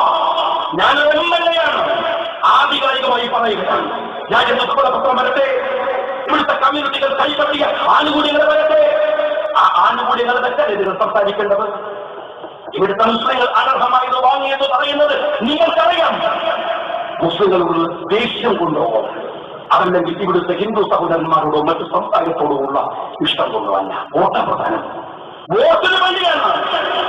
പക്ഷെ കമ്മ്യൂണിസ്റ്റ് പാർട്ടിക്കാരൻ ഇരിക്കുന്ന കൊമ്പ് മുറിച്ചാണോ നീ ഈ വൃത്തികേടുകൾ കാണിക്കേണ്ടത് രാജ്യത്ത്? അതാണോ ചെയ്യേണ്ടത്? അതല്ലല്ലോ. നിങ്ങൾ എവിടെ എത്തി? എന്നിട്ട് എവിടെയാണ് നിങ്ങളിപ്പോ എവിടെ എത്തിയത്? ഈ കളിയൊക്കെ കളിച്ചല്ലോ നിങ്ങൾ. കുറെ കാലങ്ങളോ നിങ്ങളുടെ മേൽപ്പിച്ച് കയറാൻ പോയി. എവിടെ എത്തി? പുനരി പഞ്ചായത്തിൽ എവിടെ എത്തി? നിങ്ങൾ കോഴിക്കോട് ജില്ലയിൽ എവിടെ? നിങ്ങൾ എവിടെ തോറ്റുപോയി സഹോദരന്മാർ? സജാവപ്പെട്ടതായി വിടകിനെ പോലെ ഒരു കാട്ടുകള്ളനായ കമ്മ്യൂണിസ്റ്റുകാരനെ സെക്രട്ടറി ആയിട്ടുള്ള കാലപ്പോൾ നിങ്ങൾക്ക് കേരളത്തിലെ സാമാന്യ ജനത്തിന്റെ മുമ്പിൽ നോക്കി ഇൻഖുലാബ് സിന്ദാബാദ് എന്ന് വിളിക്കാൻ കഴിയില്ല. അത് വിളിക്കണമെങ്കിൽ അറബിക്കഥയിൽ ശ്രീനിവാസൻ കണ്ണാടിയുടെ മുമ്പിൽ രഹസ്യമായി വിളിക്കുന്ന പോലെ വിളിക്കേണ്ടി വരും. അഭിമാനത്തോടെ നിങ്ങൾ ഇൻഖുലാബ് വിളിച്ചാൽ നാട്ടുകാർ മോണ്ട കുത്തിക്കഴിച്ചു മാറ്റും. കാര്യം എന്താണ്? ഇൻഖുലാബ് വിളിക്കാൻ കൈ പൊന്താത്തവരുടെ അടിമതി ഉണ്ട് നിങ്ങളുടെ പാർട്ടിയിൽ. അതിന്റെ തകരം നിങ്ങൾ പരിശോധിക്കണമെന്ന് വിളിച്ചു പാർട്ടിക്കാരാ. സഖാവപ്പെട്ടവരെ നയിച്ച ഒരു പാർട്ടികളെ വിശ്വാസ്യത, അതിന്റെ ക്രെഡിബിലിറ്റി അടിമതി വീരന്മാരില്ല, കാട്ടുകള്ളന്മാരില്ല. ആ നിലയിലുണ്ടോ? ആരൊക്കെ ഉള്ളത്? ആരൊക്കെ ഉള്ളത്? ഈ വടകര പാർലമെന്റ് മണ്ഡലം UDF പിടിച്ചല്ലോ, ഞങ്ങൾ ജയിച്ചല്ലോ. RMPയെ പോലെയുള്ള ഒരു ശക്തിയുള്ള ഐഡിയോളജിക്കലായി CPM-നേക്കാൾ കരുത്തുള്ള രാഷ്ട്രീയ പാർട്ടി അടക്കം അതിന് പിൻബലമായിട്ടുണ്ട് എന്ന് ശ്രദ്ധിക്കുന്നില്ല. പക്ഷെ CPM-കാരാ സത്യത്തിൽ ജയിച്ചു ഞങ്ങൾ, മുദ്രാവാക്യം വിളിച്ചു ഞങ്ങൾ, നിങ്ങൾ തോറ്റേന്ന് ഞങ്ങൾ പറഞ്ഞു. പക്ഷെ നിങ്ങളല്ലേ ഇവിടുത്തെ വലിയ പാർട്ടി? അത് വസ്തുതയല്ലേ? ജയിച്ചത് ഞങ്ങളാണെങ്കിലും വോട്ടെണ്ണിയപ്പോൾ ഞങ്ങൾക്കാണ് ഭൂരിപക്ഷമെങ്കിലും നിങ്ങളല്ലേ ജയിക്കേണ്ടത്? സത്യത്തിൽ ഇത് മലപ്പുറമല്ലോ, ഇത് മലപ്പുറമല്ലല്ലോ, ഇത് എറണാകുളമല്ലല്ലോ, ഇത് വടകര പാർലമെന്റ് മണ്ഡലല്ലേ. മണ്ഡലത്തിന്റെ കണക്കെടുത്ത് പരിശോധിച്ച് നോക്ക്. കണക്കെടുത്താൽ നിങ്ങൾ ജയിച്ചു, വോട്ടെണ്ണികൾ നിങ്ങൾ തോറ്റു. ഇതെന്ത് അത്ഭുതമാണ്! ഇതെന്ത് അത്ഭുതമാണോ? അതാണ് ജനങ്ങളുടെ മനസ്സ് വായിക്കാൻ കഴിയാത്ത പുതിയ രാഷ്ട്രീയ അടിയൊടുക്ക്. മട്ടന്നൂരിൽ ഞാൻ പലപ്പോഴും പറഞ്ഞു, മട്ടന്നൂരിൽ നിങ്ങൾ ഞാൻ തോറ്റത് നിങ്ങളുടെ പുലിക്കുട്ടികൾ അസംബ്ലി മണ്ഡലത്തിൽ അവിടെ UDF-ന്റെ ആളുകൾ 5 ലീഗ് കൗൺസിലർമാരുണ്ട് മട്ടന്നൂരിൽ.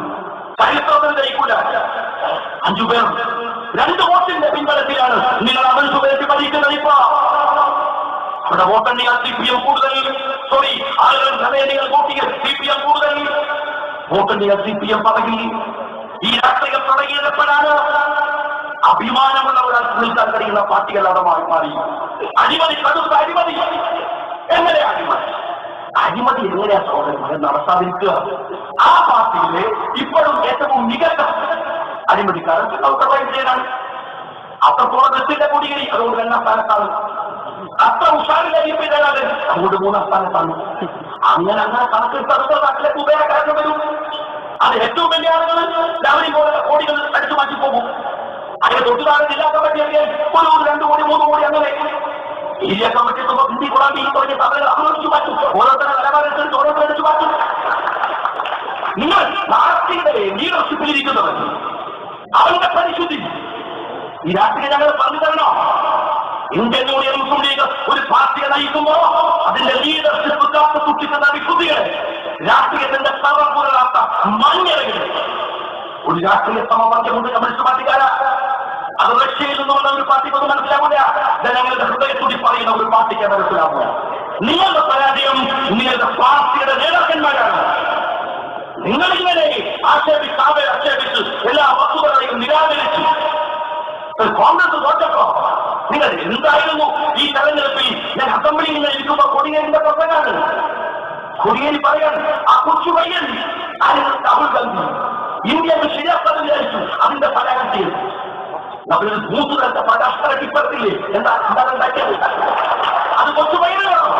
മൂത്തുകാലത്തെ ഒരു പ്രകാശന ടിപ്പറല്ലേ എന്താണല്ലോ ഉണ്ടാക്കിയത്? നിങ്ങളൊന്നും ഉണ്ടാക്കി. ഞാൻ മറുപടി പറയാറുണ്ട്. നിങ്ങൾ കോൺഗ്രസിനോട് ചോദിക്കും, കോൺഗ്രസ് എന്തുണ്ടാക്കി? നീ എന്തുണ്ടാക്കിയോ? നീ 25 കൊല്ലം ബംഗാൾ ധരിച്ചില്ല. 20 കൊല്ലം പഞ്ച ബംഗാൾ ധരിച്ചപ്പോ 25 ലക്ഷം ബംഗാളികൾ കേരളത്തിൽ. ഈ കേരളം ബംഗാളാക്കും തന്നത് ഇങ്ങനെ ഇവിടെ കൊണ്ടത് ബംഗാളികൾ നടത്തിയിട്ട് അതുകൊണ്ട് മനസ്സിലാക്കില്ല. അതേ സജാക്കളും കേരളത്തിൽ എല്ലാവരും ഇവിടെ ഉള്ളത്. എല്ലാവരും നീ ഭരിച്ചിട്ട് ബംഗാളിൽ എന്തുണ്ടാക്കി? നീ ഭരിച്ചത് ത്രിപുരയിൽ എന്തുണ്ടാക്കി? നീ ഭരിച്ച കേരളത്തിൽ എന്തുണ്ടാക്കി? ബംഗാളിൽ സമാനമല്ലേ അതുകൊണ്ട് ഉൾഗ്രാമങ്ങളിൽ നിനക്ക് സ്വാധീനമുള്ളത് അവിടെ പള്ളി ഉണ്ടാക്കാൻ പെർമിഷൻ കൊടുക്കുന്നുണ്ടോ നിങ്ങൾ? എന്റെ മണ്ഡലത്തിൽ അരീക്കോട് മണ്ഡലത്തിൽ അരീക്കൽ ഭാഗത്തെ അനുഭവം ഞാൻ പറഞ്ഞിട്ടുണ്ട്. പള്ളി പൊളിച്ചിട്ട് പരാതി കൊടുക്കാൻ ധൈര്യമില്ല അവർക്ക്. അതിൽ നിന്ന് ബാങ്ക് കൊടുക്കാൻ അനുഭവമില്ല. അവിടെ ഞാൻ ജനിച്ചു വന്ന എന്റെ മണ്ഡലത്തിൽ ഞാൻ കണ്ടതാണ്. ഞാൻ ചോദിക്കട്ടെ, കമ്മ്യൂണിസ്റ്റ് പാർട്ടിക്കാരാണ് നിങ്ങൾ ശ്രമിക്കുന്നത് എന്തിനു വേണ്ടിയാണ്? എന്തിനു വേണ്ടിയാണ്? ഇവിടെ നിങ്ങളുടെ പാർട്ടിയിൽ നിന്ന് BJP-യിലേക്ക് ആളുകൾ ഒഴിഞ്ഞു പോകുന്നു. ആശാസ്യമായതാണെന്ന് ഞാൻ വിചാരിക്കുന്നില്ല. കണ്ണൂർ ജില്ലയിൽ വ്യാപകമായി കാണുന്നു. ഞാൻ CPM-നെ സ്നേഹിക്കുന്നവന്റെ നെഞ്ചത്തു കൈവച്ച് ചോദിക്കട്ടെ, എന്താണ് ഇതിന്റെ രാഷ്ട്രീയം? നിങ്ങൾ പരിശോധിച്ചിട്ടുണ്ടോ? ഈ ഒരിക്കലും CPM-ന് അന്തംഗമികളായ കമ്മ്യൂണിസ്റ്റുകളെ പോലെ എതിർത്തിട്ടില്ല. CPM നശിച്ചുപോട്ടെ എന്ന് പറഞ്ഞവരെ എതിർത്തിട്ടില്ല. CPM രാജ്യത്തിന് അപകടമാണ് എന്നും ഞങ്ങൾ പറഞ്ഞിട്ടില്ല. രാജ്യത്തെ ജനാധിപത്യ പ്രക്രിയയിലെ കൊച്ചു കൊച്ചു രാഷ്ട്രീയ പാർട്ടികൾക്ക് പോലും അതിന്റെ സ്പൈലുണ്ട്. എല്ലാം കൂടി കൂടുമ്പോഴാണ് ഇത് മാത്രമുള്ള ഇന്ത്യ. വീട്ടിത്തലടോ അസംബന്ധമല്ലേ? കോൺഗ്രസ് മാത്രമുള്ള ഇന്ത്യ അബദ്ധാണ്. ഇന്ത്യ ഒറ്റക്ക് ഭരിച്ച കോൺഗ്രസ്. ആ കോൺഗ്രസിനേക്കാൾ ഇന്ത്യയിലെ ജനങ്ങൾ ഇഷ്ടപ്പെട്ടത് കൂട്ടമായി ഭരിച്ച കോൺഗ്രസിനെയാണ്. ഇന്ത്യയിൽ CPM-ന് സ്പേസുണ്ട്. അത് നിങ്ങൾ തിരിച്ചറിഞ്ഞില്ല. നിങ്ങൾ എന്താ ചെയ്തത്? കേരളത്തിലെ ഏറ്റവും വലിയ ഹിന്ദു പാർട്ടി ഏതാണെന്ന് ചോദിച്ചാൽ അസന്നിഗ്ധമായി പറയാൻ സാധിക്കും അത് CPM-ആണ്. കേരളത്തിലെ ഏറ്റവും വലിയ ഹിന്ദു പാർട്ടി CPM-ആണ്. അതുകൊണ്ട് കേരളത്തിലെ ഹിന്ദു കമ്മ്യൂണിറ്റിയിലെ സെക്കുലാരിസത്തിന്റെ മുൻപന്തിയിൽ നിൽക്കേണ്ടവർ നിങ്ങളാണ്. നിങ്ങൾ എന്താ ചെയ്തത്? നാദാപുരത്ത്, കണ്ണൂരിൽ നിങ്ങൾ ചെയ്യാൻ ശ്രമിച്ചത് BJP എന്താണോ ചെയ്യാൻ ശ്രമിക്കുന്നത് അത് നിങ്ങൾ ചെയ്യാൻ ശ്രമിച്ചു. അത് നിങ്ങളെ എടുക്കാൻ ശ്രമിച്ചു. അതല്ലേ ഉണ്ടായത്? BJP ചെയ്യുന്നതിനേക്കാൾ മനോഹരമായി ഞങ്ങൾ കാര്യങ്ങൾ ചെയ്യും. പാപ്പളാരപ്പെട്ടോ ഞങ്ങളില്ലേ ഇന്നത്തെ BJP. പള്ളിയിലാമ്പോൾ തന്നിരിക്കണോ ഞങ്ങൾ നോക്കിക്കോളാം ഇന്നത്തെ BJP എന്താണോ ലക്ഷ്യമിടുന്നത് ആ വർഗീയതയെ BJP-യേക്കാൾ മനോഹരമായി അത് നടപ്പിലാക്കാൻ CPM മുൻപ് ചെയ്യുന്നു. പകരം എന്തുണ്ടായെന്ന് അറിയുമോ? BJP-യും CPM തമ്മിലുള്ള അകലം തുടർന്നു. BJP എന്ന് പറയുന്ന ഒരു ഫാഷിസ്റ്റ് പാർട്ടി, CPM എന്ന ഒരു സോഷ്യലിസ്റ്റ് പാർട്ടി. കിലോമീറ്ററുകളുടെ അന്തരമുണ്ടാക്കിയത് രണ്ട് കക്ഷികൾ തമ്മിൽ ഈ അകലം കുറഞ്ഞു. കുറെ കഴിഞ്ഞപ്പോ CPM-ന്റെ പ്രവർത്തകന്മാർക്ക് തോന്നി മുസ്ലിങ്ങളെ ശരിയാക്കാനാണെങ്കിൽ പിന്നെ കുറച്ചുകൂടി BJP അല്ലേ ഒറ്റക്കാർ. നിങ്ങൾ അവരുടെ മനസ്സിൽ സോഷ്യലിസം ഉണ്ടാക്കിയില്ല. നിങ്ങളെ ചെറുപ്പക്കാരുടെ മനസ്സിൽ സെക്യുലറിസം ഉണ്ടാക്കിയില്ല. നിങ്ങൾ അവരുടെ മനസ്സിലൊരു കമ്മ്യൂണിസം പോലും പാർട്ടി കൊടുത്തില്ല. നിങ്ങൾ ഉണ്ടാക്കിയത് ലീഗിനെ തകർക്കണം, കോൺഗ്രസിനെ തകർക്കണം, ഈ അന്തം വിചാരിച്ചു മാത്രം. എന്തെങ്കിലും മുഖ്യമന്ത്രിയായിട്ട് ഒരു ദിവസത്തോട് എന്നിട്ട് ഭരിച്ചാൽ മതി. ഈ ജാതി പോലെ അധികാരം കിട്ടിയത് അധികാരത്തിലേക്കുള്ള വഴിപെട്ടാൽ എന്ത് വൃത്തികെട്ട മാർഗം നിങ്ങൾ സ്വീകരിച്ചു. പലതെന്താണെന്ന് അറിയുമോ? നിനക്ക് വേണ്ടി മുദ്രാവാക്യം വിളിച്ചവർ BJP-യുടെ ഭാഗത്തിലേക്ക് പോയി. അത്ഭുതമില്ല. BJP-യിലേക്ക് ആളുകൾ പോയപ്പോ CPM പിന്നെ മീറ്റിംഗ് പോയി. എന്നിട്ട് പുതിയ കണ്ടെത്തൽ എന്താണ്? അത് നമ്മൾ ഈ പരിപാടികൾ, ക്ഷേത്ര പരിപാടികൾ നമ്മൾ സജീവമല്ലാത്തതാണ് അങ്ങോട്ട് പോകണം. അതുകൊണ്ട് CPM മുതൽ ക്ഷേത്ര കമ്മിറ്റി ഏറ്റെടുക്കണം. നല്ല പരിപാടികൾ നേരെ സ്വന്തം പാട്ട് നടത്തിക്കൊണ്ടുപോകാൻ പറ്റാത്ത നിങ്ങളാണ് ക്ഷേത്രം ഏറ്റെടുക്കാൻ പോകുന്നത്. നിങ്ങളെ നാട്ടിന്റെ പഴയ കാര്യം ഞാൻ ഈ അടുത്ത് നിയമസഭയിലുള്ളത് ഈ ഒരു വലിയ വിഷയമുണ്ടായി രാജ്യത്ത് പച്ചബോർഡ്, ഞാൻ ആദ്യം എഴുതുകയുണ്ട്.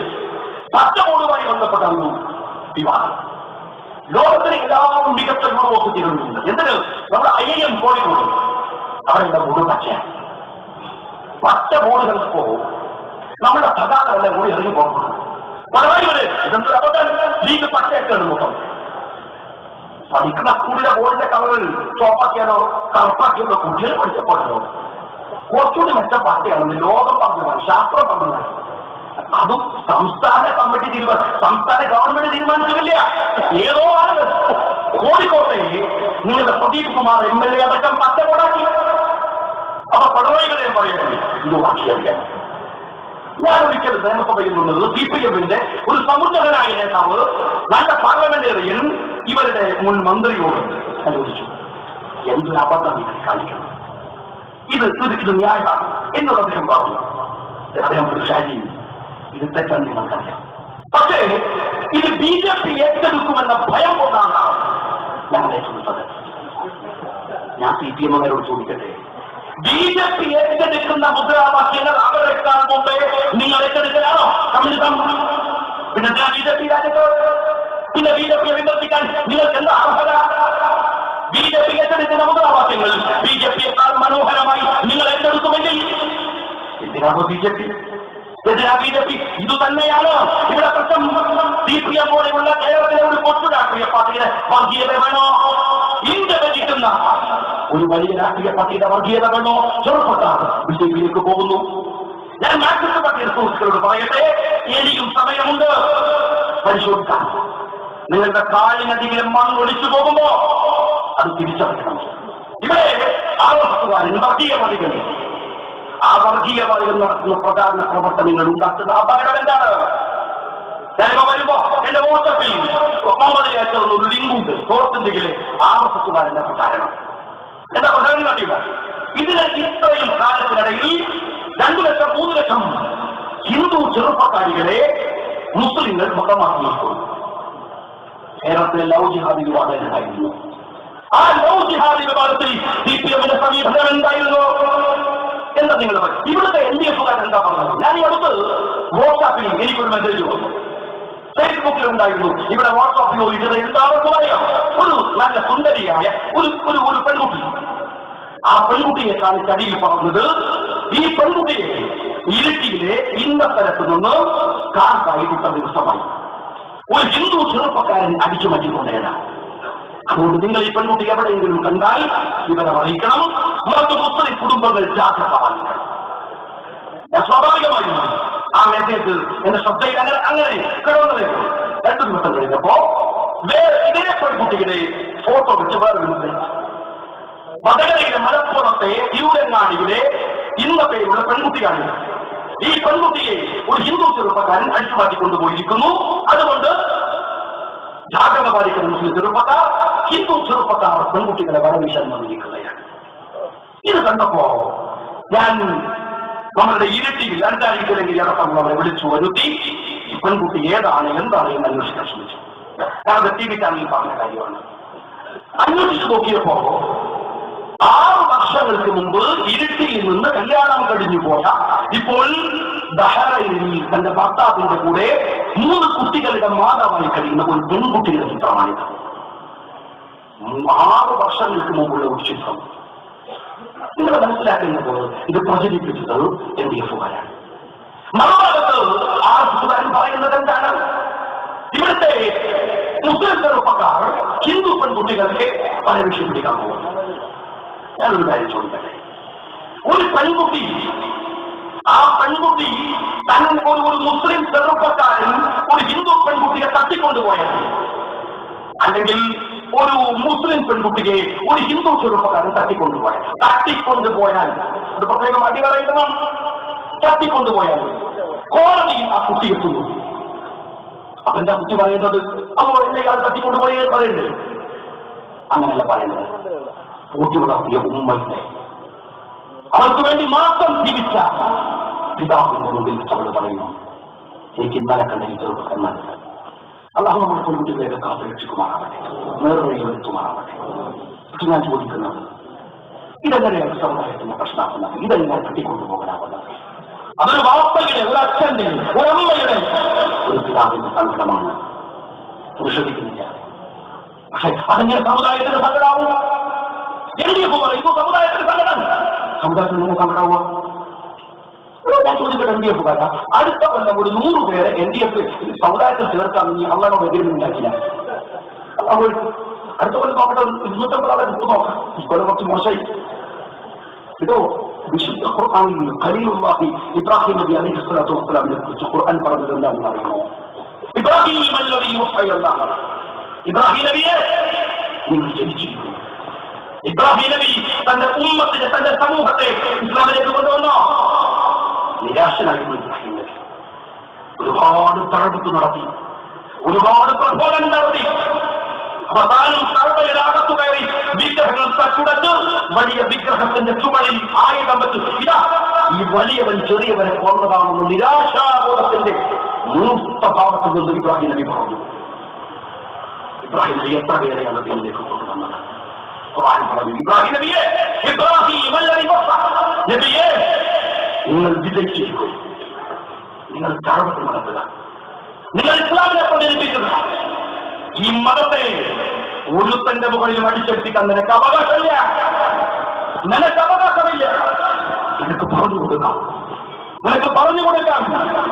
അതിനപ്പുറം മുസ്ലിം കാനേഷുമാരിയുടെ എണ്ണം വർദ്ധിപ്പിക്കാൻ ഒരു ഖുർആനും ഒരു അല്ലാഹുവിന്റെ പ്രമാണങ്ങളും നിനക്ക് കൊടുത്തിട്ടില്ല. കത്തിയും കോറാനും എടുത്തിട്ട് ഇസ്ലാമിനെ സംരക്ഷിക്കാൻ വരുന്നവരോട് ഞങ്ങൾ പറഞ്ഞത് അതാണ്.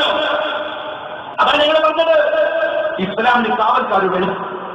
ഇത് നിലനിൽക്കണമെന്ന് പ്രപഞ്ചനാഥൻ തീരുമാനിച്ച നിലനിൽക്കും. അത് തകരണമെന്ന് ലോകത്തിന് ഏത് മഹനോക്ക് വിചാരിച്ചാലും കഴിയില്ല, തകർന്നു പോകും. അള്ളാഹുവിന് മനസ്സിലാക്കില്ല. അള്ളാഹുവിന്റെ ദീനിന്റെ പ്രധാനങ്ങളാണ് നിങ്ങൾ. അള്ളാഹുവിന്റെ ദീനിന് നമ്മുടെ നാട്ടിലെ എഴുന്നേറ്റ് നിൽക്കാൻ പറ്റാത്ത കുറച്ച് കുട്ടികളെ കരാട്ടയും പഠിപ്പിച്ചിട്ട് അവന്റെ കരാട്ടന്റെ മൂക്കിലാണ് ദീന് നിലനിൽക്കുന്നതെന്ന് പറഞ്ഞാൽ ഇതൊന്ന് തിരിച്ചുവിടലും നല്ലത്. പിന്നെ ഇതെന്തിനാ അള്ളാഹുവിന്റെ ദീൻ എന്ന് പറയുന്നത്? പിന്നെ ഇതിനെന്തിനാണ് വിശുദ്ധ ഖുർആന്റെ പിന്തുണ അമാനുഷികതയെന്നത് നമ്മൾ പറയുന്നത്? എന്റെ ദീനും അതിനൊക്കെ വേണ്ടി എന്റെ ദീന് കോഴിക്കോട്ടെ കോയന്റെ ദീനാണ്. അതിന് കരാട്ടയിൽ പോകാൻ പാടില്ല. അള്ളാഹുവിന്റെ ദീനത്ത് വേണ്ട, അള്ളാഹുവിന്റെ പ്രവാചകന്റെ ദീന് അത് വേണ്ട. കാരണം നീ താഴെപ്പെട്ട് നടത്തുക. നിനക്ക് കിട്ടിയ സമയം, നിനക്ക് കിട്ടിയ സന്ദർഭം, നിന്റെ കഴിവ്, നിന്റെ ഉഷര് ആ ദീൻ പ്രചരിപ്പിക്കാൻ, ദൈവത്ത് നടത്താൻ വയറു പറഞ്ഞല്ല, കത്തി കത്തിയിട്ടല്ല, മറിച്ചോ നിന്റെ ജീവിതം ഇസ്ലാമികമാക്കി മാറ്റി, ഇസ്ലാമികമാക്കി മാറ്റി. ഇസ്ലാമിക പ്രബോധനം നടത്താൻ വയലു പറയുന്നവർക്ക്, മതപ്രസംഗങ്ങൾ നടത്തുന്നവർക്ക് അവരുടെ ബാധ്യതയുണ്ട്. പക്ഷെ അവരാരും മതത്തിലേക്ക് ആളുകളെ കത്തി കൂട്ടിയിട്ട് ചേർത്തിട്ടില്ല. ദാവത്തർത്ഥവും പറഞ്ഞോ, രാവിലെ അർദ്ധരാത്രി തുടങ്ങി നേരം വെളുക്കുന്നത് വരെ വയലു പറഞ്ഞില്ലേ നമ്മുടെ നാട്ടിൽ?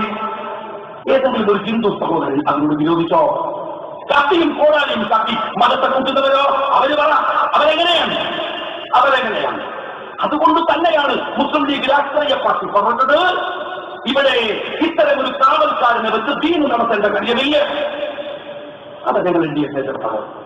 ഞാൻ നസറുദ്ദീൻ എള്ളമര വിളിക്കുന്നതിന് CPM നേതാക്കന്മാരോട് ചോദിച്ചു, നിങ്ങൾ സാമുദായികമായി സംഘടിച്ചവരാ? ഓക്കെ, ഞങ്ങളുടെ സംഘാടനത്തിലൊരു പ്രശ്നമുണ്ട്. അവർ നസറുദ്ദീൻ എള്ളമരത്തിന്റെ ചോദ്യം എന്താണ്? ഇവിടെ ലീഗുകാരും കോൺഗ്രസ് അടിച്ചിട്ടില്ലേ? ഇവിടെ മതസംഘടനകൾ തമ്മിൽ തല്ലി താഴ്ന്നു വെച്ചിട്ടില്ലേ? ഇവിടെ CPMകാരൻ ലീഗുകാരനെ കൊന്നിട്ടില്ലേ? ഇന്നൊക്കൊന്നില്ലാത്ത തീവ്രവാദം എന്താ നമുക്ക് തന്നെ? ഞാൻ അവരോട് പറഞ്ഞു, സഹോദര, ഇവിടെ ഒരു കുഴപ്പം രാഷ്ട്രീയക്കാരുണ്ടാക്കിയിട്ടില്ല, ഒരു അടിയും രാജ്യത്തുണ്ടായിട്ടില്ല, ഒരാളെയും കൊന്നിട്ടില്ല. കൊന്നതൊക്കെ RSS വേണ്ടിയപ്പോൾ ഞങ്ങൾ പറഞ്ഞിട്ടില്ല. 68 കൊല്ലക്കാലത്തോളമായി ഇന്ത്യൻ മുസ്ലിം ലീഗ് ഒരുപാട് പോരാട്ടങ്ങൾ നടത്തിയിട്ടുണ്ട്. നാലാമത്തെ തൂണയിലുള്ള ചെറുപ്പക്കാർ ഈ നാട്ടിലെ മുഴുവൻ ആളുകളും തൊട്ടിലിട്ട് പാട്ടുപാടി വളർത്തിയതല്ല ലീഗിനെ, എതിർത്തിട്ടുണ്ട്, കൊന്നു തീർക്കാൻ ശ്രമിച്ചിട്ടുണ്ട്. അവരുടെ പൊരുതി തന്നെയാണ് ലീഗ് വന്നത്. ഒന്നിന് 10 തിരിച്ചടിച്ചു തന്നെയാണ് ലീഗ് വന്നത്.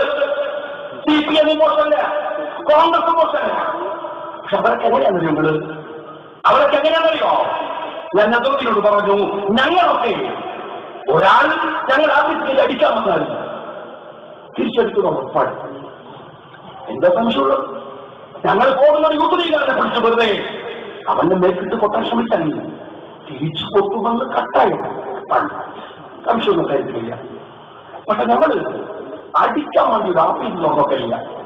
അതായത് ഞങ്ങളിങ്ങനെ പലജാതി പരിപാടികളുണ്ട്, വൈകുന്നേരം മറ്റത് മറ്റത് കുറെ പണിയുണ്ട്. അതിനാണ് ആഫീസ് എന്ന് വെച്ച് ആ ആഫീസിലേക്ക് ആരെങ്കിലും അടിച്ചാൽ തിരിച്ചടി ഉറപ്പാണ്. അടിക്കാൻ വേണ്ടി ഒരു ആഫീസ് തുറന്നിട്ടില്ല.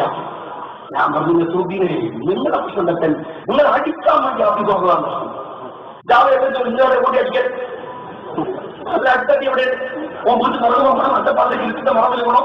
ഇന്നത്തെ അടി മുളക് പാറ്റിട്ടാണോ അല്ലെങ്കിൽ കുരുമുളകിന്റെ മുളക് ഏത് വേണം?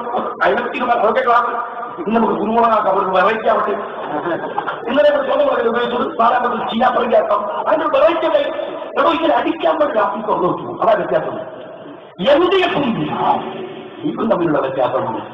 ഞങ്ങൾ അടിച്ച തിരിച്ചടിക്കൂലെന്നല്ല, അടിക്കാൻ വേണ്ടി ഞങ്ങൾ ആഫീസ് തുറന്നിട്ടില്ല. ഞങ്ങൾ ഒരുപാട് കാര്യങ്ങൾക്കാണ്. നിങ്ങൾ അതിനു വേണ്ടി മാത്രം ആഫീസ് തുറന്നു. അതാ വ്യത്യാസം. വലിയ വിശദീകരണം ആവശ്യമില്ല. പ്രതിരോധിക്കാനൊരു സംഘടന അല്ലേ? പ്രതിരോധം എന്ന് പറയുന്നത് നാച്ചുറലാണ്. വടകര താലൂക്കിലും ഒരു മനുഷ്യൻ, ഒരു പച്ചക്കറി കടക്കാരൻ, നിങ്ങൾക്കൊക്കെ അറിയാം, പത്രത്തിലൊക്കെ വന്ന വാർത്തയാണ്. ഒരു ബന്ധു ഹർത്താൽ ദിനത്തിൽ, ഈ ബന്ധു ദിനത്തിൽ അന്ന് ബന്ധായില്ല, ഇപ്പം ബന്ധിന്റെ പേര് മാറ്റി നമ്മുടെ ഹർത്താലാക്കി, അങ്ങനെയൊക്കെ വളരെ കുഴപ്പമില്ല. അപ്പൊ ഏതായാലും അന്നത്തെ ദിവസം പച്ചക്കറി കട അടപ്പിക്കാൻ ബന്ധുകാർ CPM-കാർ ആ കടയിലെടുത്ത് വന്നു. ഒരുപാട് മനുഷ്യൻ. അയാൾ പറഞ്ഞു, എന്റെ ഉപജീവന മാർഗം നിങ്ങൾ ദയവായി ഒഴിവാക്കണം. സമ്മതിച്ചില്ല. ഈ പച്ചക്കറി കടക്കാരന്റെ ഒരു കൊച്ചു പയ്യനായ മകനുണ്ടായി. ഈ വന്നവരിൽ ഒരു പോക്കിരി ആ മകന്റെ കഴുത്തുകളെ പിടിച്ചമർത്തി. ഇപ്പൊ ആവശ്യത്തിലേക്ക് ഞങ്ങൾ ചെയ്യാം. ഈ അച്ഛൻ നോക്കുമ്പോൾ മകന്റെ കണ്ണിൽ നിന്ന് തുറിച്ചു പുറത്തേക്ക് വരികയാണ്. അവനെ വിടിൽ അയാൾ ഒരുപാട് പരാക്രമണം നടത്തി. പക്ഷല്ല അവസാനം മക്കളും വെള്ളയൊക്കെ വെട്ടാനൊക്കെ കത്തിണ്ടായിരുന്നു. എടുത്തൊരു വീഴ്ചയില്ല. ഈ പോക്കിരിന്റെ വയറ് മുറിഞ്ഞു, പുറകെ പുറത്തേടി. കൂടെ വന്നവരൊക്കെ നല്ല ധൈര്യമുള്ളത് കൊണ്ട് എല്ലാവരും ഓടി വെച്ചു. ഉടനെ തന്നെ ഈ പിതാവ് സ്വാഭാവികമല്ല, അവൻ ആർത്ത് വിളിച്ച് അവൻ ഓടി. ഞാൻ അവിടെ കടന്നു വെച്ചു. സുപ്രീം കോടതി വരെ പോയി CPM എന്താ വിധിക്കറിയോ? ഈ പച്ചക്കറി കടക്കാരനും മകനും കൊല്ലാൻ ആയുധവും എടുത്ത് ഇവരെ തെരഞ്ഞു പോയതല്ല, മറിച്ചോ തന്റെ മകൻ ജീവൻ തകരുമെന്ന് തോന്നുന്ന നിമിഷത്തിൽ ഒരു മനുഷ്യന്റെ സ്വാഭാവിക പ്രതികരണം അവരെ വെറുതെ വിട്ടു. പ്രതിരോധം എന്ന് പറയുന്നത് ഒരു സ്വാഭാവികതയാണ്. അതിനായിട്ട് സ്കൂളം തുറക്കട്ട നമ്മുടെ മനസ്സിലൊക്കെ അതുണ്ട്. തനിയൊക്കെ ഒരു പാറ്റ വരുമ്പോ അറിയാതെ അടച്ചു പോകും. അടിക്കാൻ വരുന്നവരെ തിരിച്ചൊന്ന് പഠിച്ചു പോകും. അതിന് കരട്ടീം കൊണ്ട് പഠിക്കട്ടെ. അത് അങ്ങനെ ഒരു ത്യാഗം വേണ്ട. എന്നിട്ട് ഇത്തരം ഒരു സംഘടനയെ ഞങ്ങൾ എതിർക്കാൻ പോയപ്പോ ലീഗ് പാർട്ടി. ഇപ്പൊ ഞാൻ ചോദിക്കട്ടെ, കണ്ണൂരിൽ പുതിയ വിവാദങ്ങളുണ്ട്. എന്താണ്? മനോജ് വധക്കേസുമായി ബന്ധപ്പെട്ട് ലീഗിനെ വീണ്ടും പ്രതികൂട്ട് നിർത്താൻ പാർലമെന്റ് തെരഞ്ഞെടുപ്പിലെ ഈ ഗംഭീരമായ ഇവരുടെ വിധിയൊക്കെ ആഘോഷിച്ച് തീർന്നതിനു ശേഷം ഒന്ന് എഴുന്നേറ്റതിപ്പാണ്. ഫേസ്ബുക്കിലും ട്വിറ്ററിലും വാട്സാപ്പിലും ഒക്കെ വലിയ മെസ്സേജുകളാണ്. എന്താണ്? ഈ എംഎൽഎമാരോട് ലീഗ് എന്ത് ചെയ്തു? മനോജ് വധക്കേസും CBI കുറിപ്പിലെ എന്നാണ്. സാമാന്യജ്ഞാനമുള്ളവരെ മുഴുവൻ അവരൊക്കെ വിധികളാണെന്ന് വരുത്താൻ ശ്രമിക്കുന്ന ഒരു പ്രധാനമാണ്. ഞാൻ ചോദിക്കട്ടെ, ഒറ്റ ചോദ്യമാണ് ഷുക്കൂർ മരിക്കുന്നത് വരെ CPM-കാരൻ അറുത്തറുത്ത് കൊല്ലുന്നത് വരെ ഷുക്കൂർ ഒരു ലീഗുകാരനായിരുന്നു, ഒരു MSF-കാരനായിരുന്നു. ഷുക്കൂറിനെ കൊന്നു തള്ളിയിട്ട് നിങ്ങൾ ഒരുപാട് കഥകൾ പറഞ്ഞു. ലീഗിന്റെ MLA വിളിച്ച് സഹായം ചോദിച്ചു, അവന് ഒരുപാട്. ഷുക്കൂറിന്റെ ജ്യേഷ്ഠൻ ദാമ്പു, ഞാൻ ഇന്നലെയും വിളിച്ചിരുന്നു, ദാമ്പു ലീഗുകാരനാണ്. ഷുക്കൂറിന്റെ ഉമ്മ, ആസ്തിക ഉമ്മ. ലീഗല്ലാത്ത ഒരു പാർട്ടിക്കോ ലീഗല്ലാത്തതിന്റെ കൂടികൾ നടക്കില്ല. ആസ്തിക ഉമ്മയോട് വോട്ട് ചോദിക്കാൻ പോയല്ലോ LDP-കാരൻ കാസർഗോഡ് പാർലമെന്റ് മണ്ഡലത്തിൽ സ്ഥാനാർത്ഥി. അതിനു കടത്തില്ല. ആസ്തിക ഉമ്മ വീട്ടിൽ നിന്ന് ഇറങ്ങിപ്പോയി. വഴിയിൽ അന്നത്തെ ഷുക്കൂറിന്റെ സഹോദരന്മാർ പറഞ്ഞു, കയറ്റിപ്പോകരുത് വീട്ടിലേക്ക്. ആ കുടുംബം ഞങ്ങളുടെ കൂടെയുണ്ട്. ആ കുടുംബത്തിനപ്പുറമുള്ള ഒരു സുജായുടെ സങ്കടവും ഞങ്ങൾ കേൾക്കേണ്ട ബാധ്യതയില്ല. ഒരുത്തരും അതിന്റെ പേരിൽ കൗതുകി ഉയർത്തുകയും വേണ്ട. ഒരു കാര്യം ഞാൻ ചോദിക്കട്ടെ, നിങ്ങൾ പറഞ്ഞല്ലോ എന്താ ഷുക്കൂർ കേസ്? ഷുക്കൂർ കേസും മനോജ് കേസും നമ്മൾ ഇതെടുക്കുക. മനോജ് കേസ് CBIക്ക് വിട്ടു, ശരിയാണ്. ഷുക്കൂർ കേസ് നടന്നപ്പോ ആ ഷുക്കൂർ കേസിന്റെ തുടക്കത്തിൽ വളരെ CI ആണ് അന്വേഷിച്ചത്. ഏറ്റവും വലിയ അപകടം CI തന്റെ അന്വേഷണത്തിൽ വരുത്തി. FIR തയ്യാറാക്കുമ്പോ ഒരാൾ ചുമതലപ്പെടുത്തും, അയാൾ വലിയ അന്വേഷണത്തിന് വലിയ കള്ളക്കളികൾ നടത്തും. 118 എന്ന് പറയുന്ന ദുർബലമായ വകുപ്പ് ചേർത്തി ജയരാജന്റെയും അതുപോലെ തന്നെ രാജേഷമ്മയുടെയും പേര്. എന്നാൽ 120B എന്ന് പറയുന്ന ട്രാൻസ്പെറൻസിയുടെ വകുപ്പ് ചേർക്കണം, അത് ചേർത്തില്ല. അത് ലഘൂകരിച്ചു CBI. മറ്റേതൊരു കേസ് പോലെയും അല്ല. ജയരാജൻ ഷുക്കൂർ കൊല്ലപ്പെടുന്നതിന്റെ കിലോമീറ്റർ ചുറ്റളവിലുണ്ടായിരുന്നു. തെളിവുകളുണ്ട്. വടകരയിലെ സഹകരണ ആശുപത്രിയിൽ ജയരാജനുണ്ടായിരുന്നു. വടകര ആശുപത്രിയിൽ ജയരാജനുണ്ടായിരുന്നു. TV രാജേഷ് ഉണ്ടായിരുന്നു. തെളിവിന് ഒരു കുറവില്ല. എന്നിട്ടും 118 ഞങ്ങൾ അതിശക്തമായ സമരങ്ങൾ ആരംഭിച്ചു. അതിന്റെ ഇടയിൽ അന്ന് DYSP സുകുമാരനെ ഈ കേസുമായി ബന്ധപ്പെട്ടുകൊണ്ട് അന്വേഷണത്തിന്റെ ചുമതല ഏൽപ്പിച്ച് കൂടുതൽ ഊർജ്ജസ്വലമായി കണ്ണൂരിൽ കൊണ്ടുവന്നു. എന്താ സംഭവിച്ചത്? 118ന്റെ പേരിൽ 2 ദിവസം ജയിലിൽ കിടന്ന ഒരാൾ കേരള സംസ്ഥാനത്തുണ്ടാവില്ല. പഠിച്ചവർക്കറിയാം അത്ര ദുർബലമായ വകുപ്പ്. പക്ഷേ 118 എന്ന് പറയുന്ന വകുപ്പിന്റെ പേരിൽ 27 ദിവസം കണ്ണൂരിനെ വിറപ്പിച്ച ഈ ജയരാജനെയും TV രാജേഷിനെയും ഞങ്ങൾ ജയിൽ കടത്തി. എന്റെ നിയമസഭാ മണ്ഡലമാണ്, മണ്ഡലത്തിലാണ് സെൻട്രൽ ജയിലുള്ളത്. ഒരാവശ്യമില്ലാതെ ഞാൻ 2 തവണ അവിടെ പോയി. അതിനുള്ള മുമ്പ് കൂടെ നടക്കാൻ ഞങ്ങൾ ആസ്വദിച്ചു എന്ന് പറയാം. കണ്ണൂരിനെ വിറപ്പിക്കുന്ന ആ പുലിയെ കൊണ്ടുപോയി ഇന്ത്യൻ യൂണിയൻ മുസ്ലിം ലീഗിന്റെ MLA-മാർ 20 പേർ എന്ത് ചെയ്യുന്നു എന്ന ചോദ്യത്തിന്റെ ആദ്യത്തെ ഉത്തരം 27 ദിവസം ജയരാജനിൽ കടത്തി. ആ കേസിൽ അട്ടിമറി ഉണ്ടാകുമെന്ന് വരുന്ന ഘട്ടം, ആ ഘട്ടത്തിലാണ് തിരുവഞ്ചൂരിനെ കൊണ്ട് ആ കേസ് CBIക്ക് കൊടുത്തിട്ടുള്ളത്. ഇതേപോലെ ഗവൺമെന്റിന്റെ തീരുമാനം, ഗവൺമെന്റിന്റെ വിജ്ഞാപനം, എന്താ വിജ്ഞാപനം? കേസ് CBIക്ക് കൊടുക്കാൻ തീരുമാനിച്ചു. ആർട്ടിക ഉമ്മയെ കൊണ്ട് ഞങ്ങൾ കോടതിയിൽ ഒരു കേസ് കൂടെ ഫയൽ ചെയ്യിച്ചു. എന്നിട്ടോ CBIയുടെ മുൻ പ്രോസിക്യൂട്ടറായ ശ്രീകുമാറിനെ ആ കേസിന്റെ വക്കീലായി ഞങ്ങൾ തീരുമാനിച്ചു. അറിയാൻ വേണ്ടി പറയാൻ, CBIയുടെ മുൻ പ്രോസിക്യൂട്ടറെ ഞങ്ങൾ വക്കീലായി, നിങ്ങൾക്ക് ആർക്കും അറിയാവുന്ന ശ്രീകുമാർ എന്ന പ്രഗത്ഭനായ വക്കീലിനെ ആർട്ടിക ഉമ്മയുടെ വക്കീലാക്കി വെച്ചു. ഇപ്പോഴത്തെ ADGP തലശ്ശേരിക്കാരനായ ആക്രമണിയെ ഞങ്ങൾ ഗവൺമെന്റിന്റെ ഭാഗത്ത് നിർത്തി. കേസിന്റെ ഓരോരോ ഘട്ടങ്ങൾ നടക്കുന്നു. 2 ആഴ്ച മുമ്പ് ആ കേസ് കോടതിയിൽ വന്നു. കോടതിയിൽ വന്നപ്പോ സ്വാഭാവികമായി എല്ലാ കേസുകൾക്കും CBI പറയുന്ന ഒരു വാചകമുണ്ട്. എന്താണ്? ഞങ്ങൾക്ക് വർക്കിലോടാണ്, അന്വേഷിക്കാൻ പ്രയാസമാണ്. അല്ലെ, ഞങ്ങൾക്ക് വർക്കിലോടാണ്. CBI പറഞ്ഞു ഞങ്ങൾക്ക് വർക്കിലോടാണ്. ഗവൺമെന്റിനോട് കോടതി ചോദിച്ചു, ഗവൺമെന്റ് അന്വേഷിച്ചാൽ പോലെ സ്വാഭാവികമായ ഒരു പ്രൊസീജിയർ. ആ പ്രൊസീജിയറാണ് ഷുക്കൂർ കേസിൽ ഇപ്പോൾ നടക്കുന്നത്. ആർഗ്യുമെന്റ് വരാനിരിക്കുന്നു. ഞങ്ങൾ തയ്യാറെടുപ്പിലാണ്. അത് മാത്രമല്ല, ജഡ്ജിന്റെ ഒരു കമന്റ് ഉണ്ട്. കഴിഞ്ഞ കോടതിയിൽ ഞങ്ങളുണ്ടായിരുന്നു. ആ വിധി പറയുമ്പോൾ എറണാകുളത്ത് മുസ്ലിം ലീഗിന്റെ സംസ്ഥാന കമ്മിറ്റി ഒരു സബ് കമ്മിറ്റി ഉണ്ടാക്കി ഷുക്കൂർ കേസ് കൈകാര്യം ചെയ്യാൻ. ബഹുമാനപ്പെട്ട ബഷീർ സാഹിബും മജീദ് സാഹിബുമായിരുന്നു അന്ന് ജനറൽ സെക്രട്ടറിമാർ. അവരെ ഞങ്ങൾ ചുമതലപ്പെടുത്തി. കുഞ്ഞാലിക്കുട്ടി സാഹിബ് നിരന്തരമായ കേസ് അറ്റൻഡ് ചെയ്യുമ്പോൾ ഞങ്ങൾ അന്ന് കോടതിയിൽ പോയി. ജഡ്ജിന്റെ ഒരു കമന്റ് ഉണ്ട്. എന്താ ജഡ്ജ് പറഞ്ഞറിയോ? CBIയോട് കേസ് CBI കൊണ്ട് ഏറ്റെടുപ്പിക്കാനൊക്കെ ഞങ്ങൾക്കറിയാം. ആരും കേൾക്കട്ടെ. ജഡ്ജിന്റെ കമന്റാണ്. കോടതിയിലൂടെ ആ കേസ് നടക്കുന്നു. അതിന്റെ ആർഗ്യുമെന്റ് വരാനിരിക്കുന്നു. അവിടെ വക്കീൽ വരും, അവിടെ ADGP വരും. അത് വേറെ കാര്യം. ഞാൻ CPM ഇവിടുത്തെ NDF-കാരോട് ചോദിക്കട്ടെ, നിങ്ങളുടെ സഹപ്രവർത്തകനായിരുന്നു ഫസൽ ബന്ധപ്പെട്ടല്ലോ, തൊട്ടടുത്ത് ശരിയിൽ എന്താ നിങ്ങൾ ചെയ്തത്? ഫസലിനെ കൊന്ന കാരായി, ആസൂത്രണം നടത്തിയ കാരായി നിന്റെ മൂക്കിന്റെ മുമ്പിലൂടെ CBI പിടിക്കുന്നത് എന്നാണല്ലോ. രോമത്തിന് പോകലേൽപ്പിച്ചില്ലെന്ന് മാത്രമല്ല, കാരായിയുടെ ബോസായ കൊടിയേരിയുടെ വീട്ടിൽ പോയിട്ട് കോടിക്കാര് തിന്നു നിർത്തുന്ന തിരക്കായിരുന്നില്ലേ നിന്റെ നേതാക്കന്മാർക്ക്? അന്ന് അത് തൊട്ടടുത്ത തെരഞ്ഞെടുപ്പിൽ കൊടിയേരിക്ക് വേണ്ടി ബുദ്ധിമുട്ടിയെടുക്കാൻ എന്റെ നേതാക്കന്മാർ വന്നില്ലടോ. മുല്ലപ്പള്ളി രാമചന്ദ്രന്റെ അന്ന് ഏമാറ്റക്കളയാന്ന് കരുതിയിട്ട് CPM-ന്റെ കൊടിയേരിയുടെ തൊത്തുകൂട്ടാണ് ഇവിടെ ഒറ്റ കൊടുത്തില്ലടോ നിങ്ങൾ. ഞങ്ങളുടെ ആ കേസിലെ ഒന്നാമത്തെ പ്രതിയെന്ന് ഞങ്ങൾ വിചാരിക്കുന്ന ജയരാജനെ 27 ദിവസം ജയിൽ കിടത്തി. ആ കേസുമായി ഞങ്ങൾ മുമ്പോട്ട് പോകുന്നു. പക്ഷേ മനോജ് വധക്കേസുമായും സ്വാഭാവികമായി സമ്മതിക്കാവുന്ന ഒരു കാര്യം എന്താണ്? മനോജ് വധക്കേസ് കോടതി ഗവൺമെന്റ് സ്വീകരിക്കുന്നു.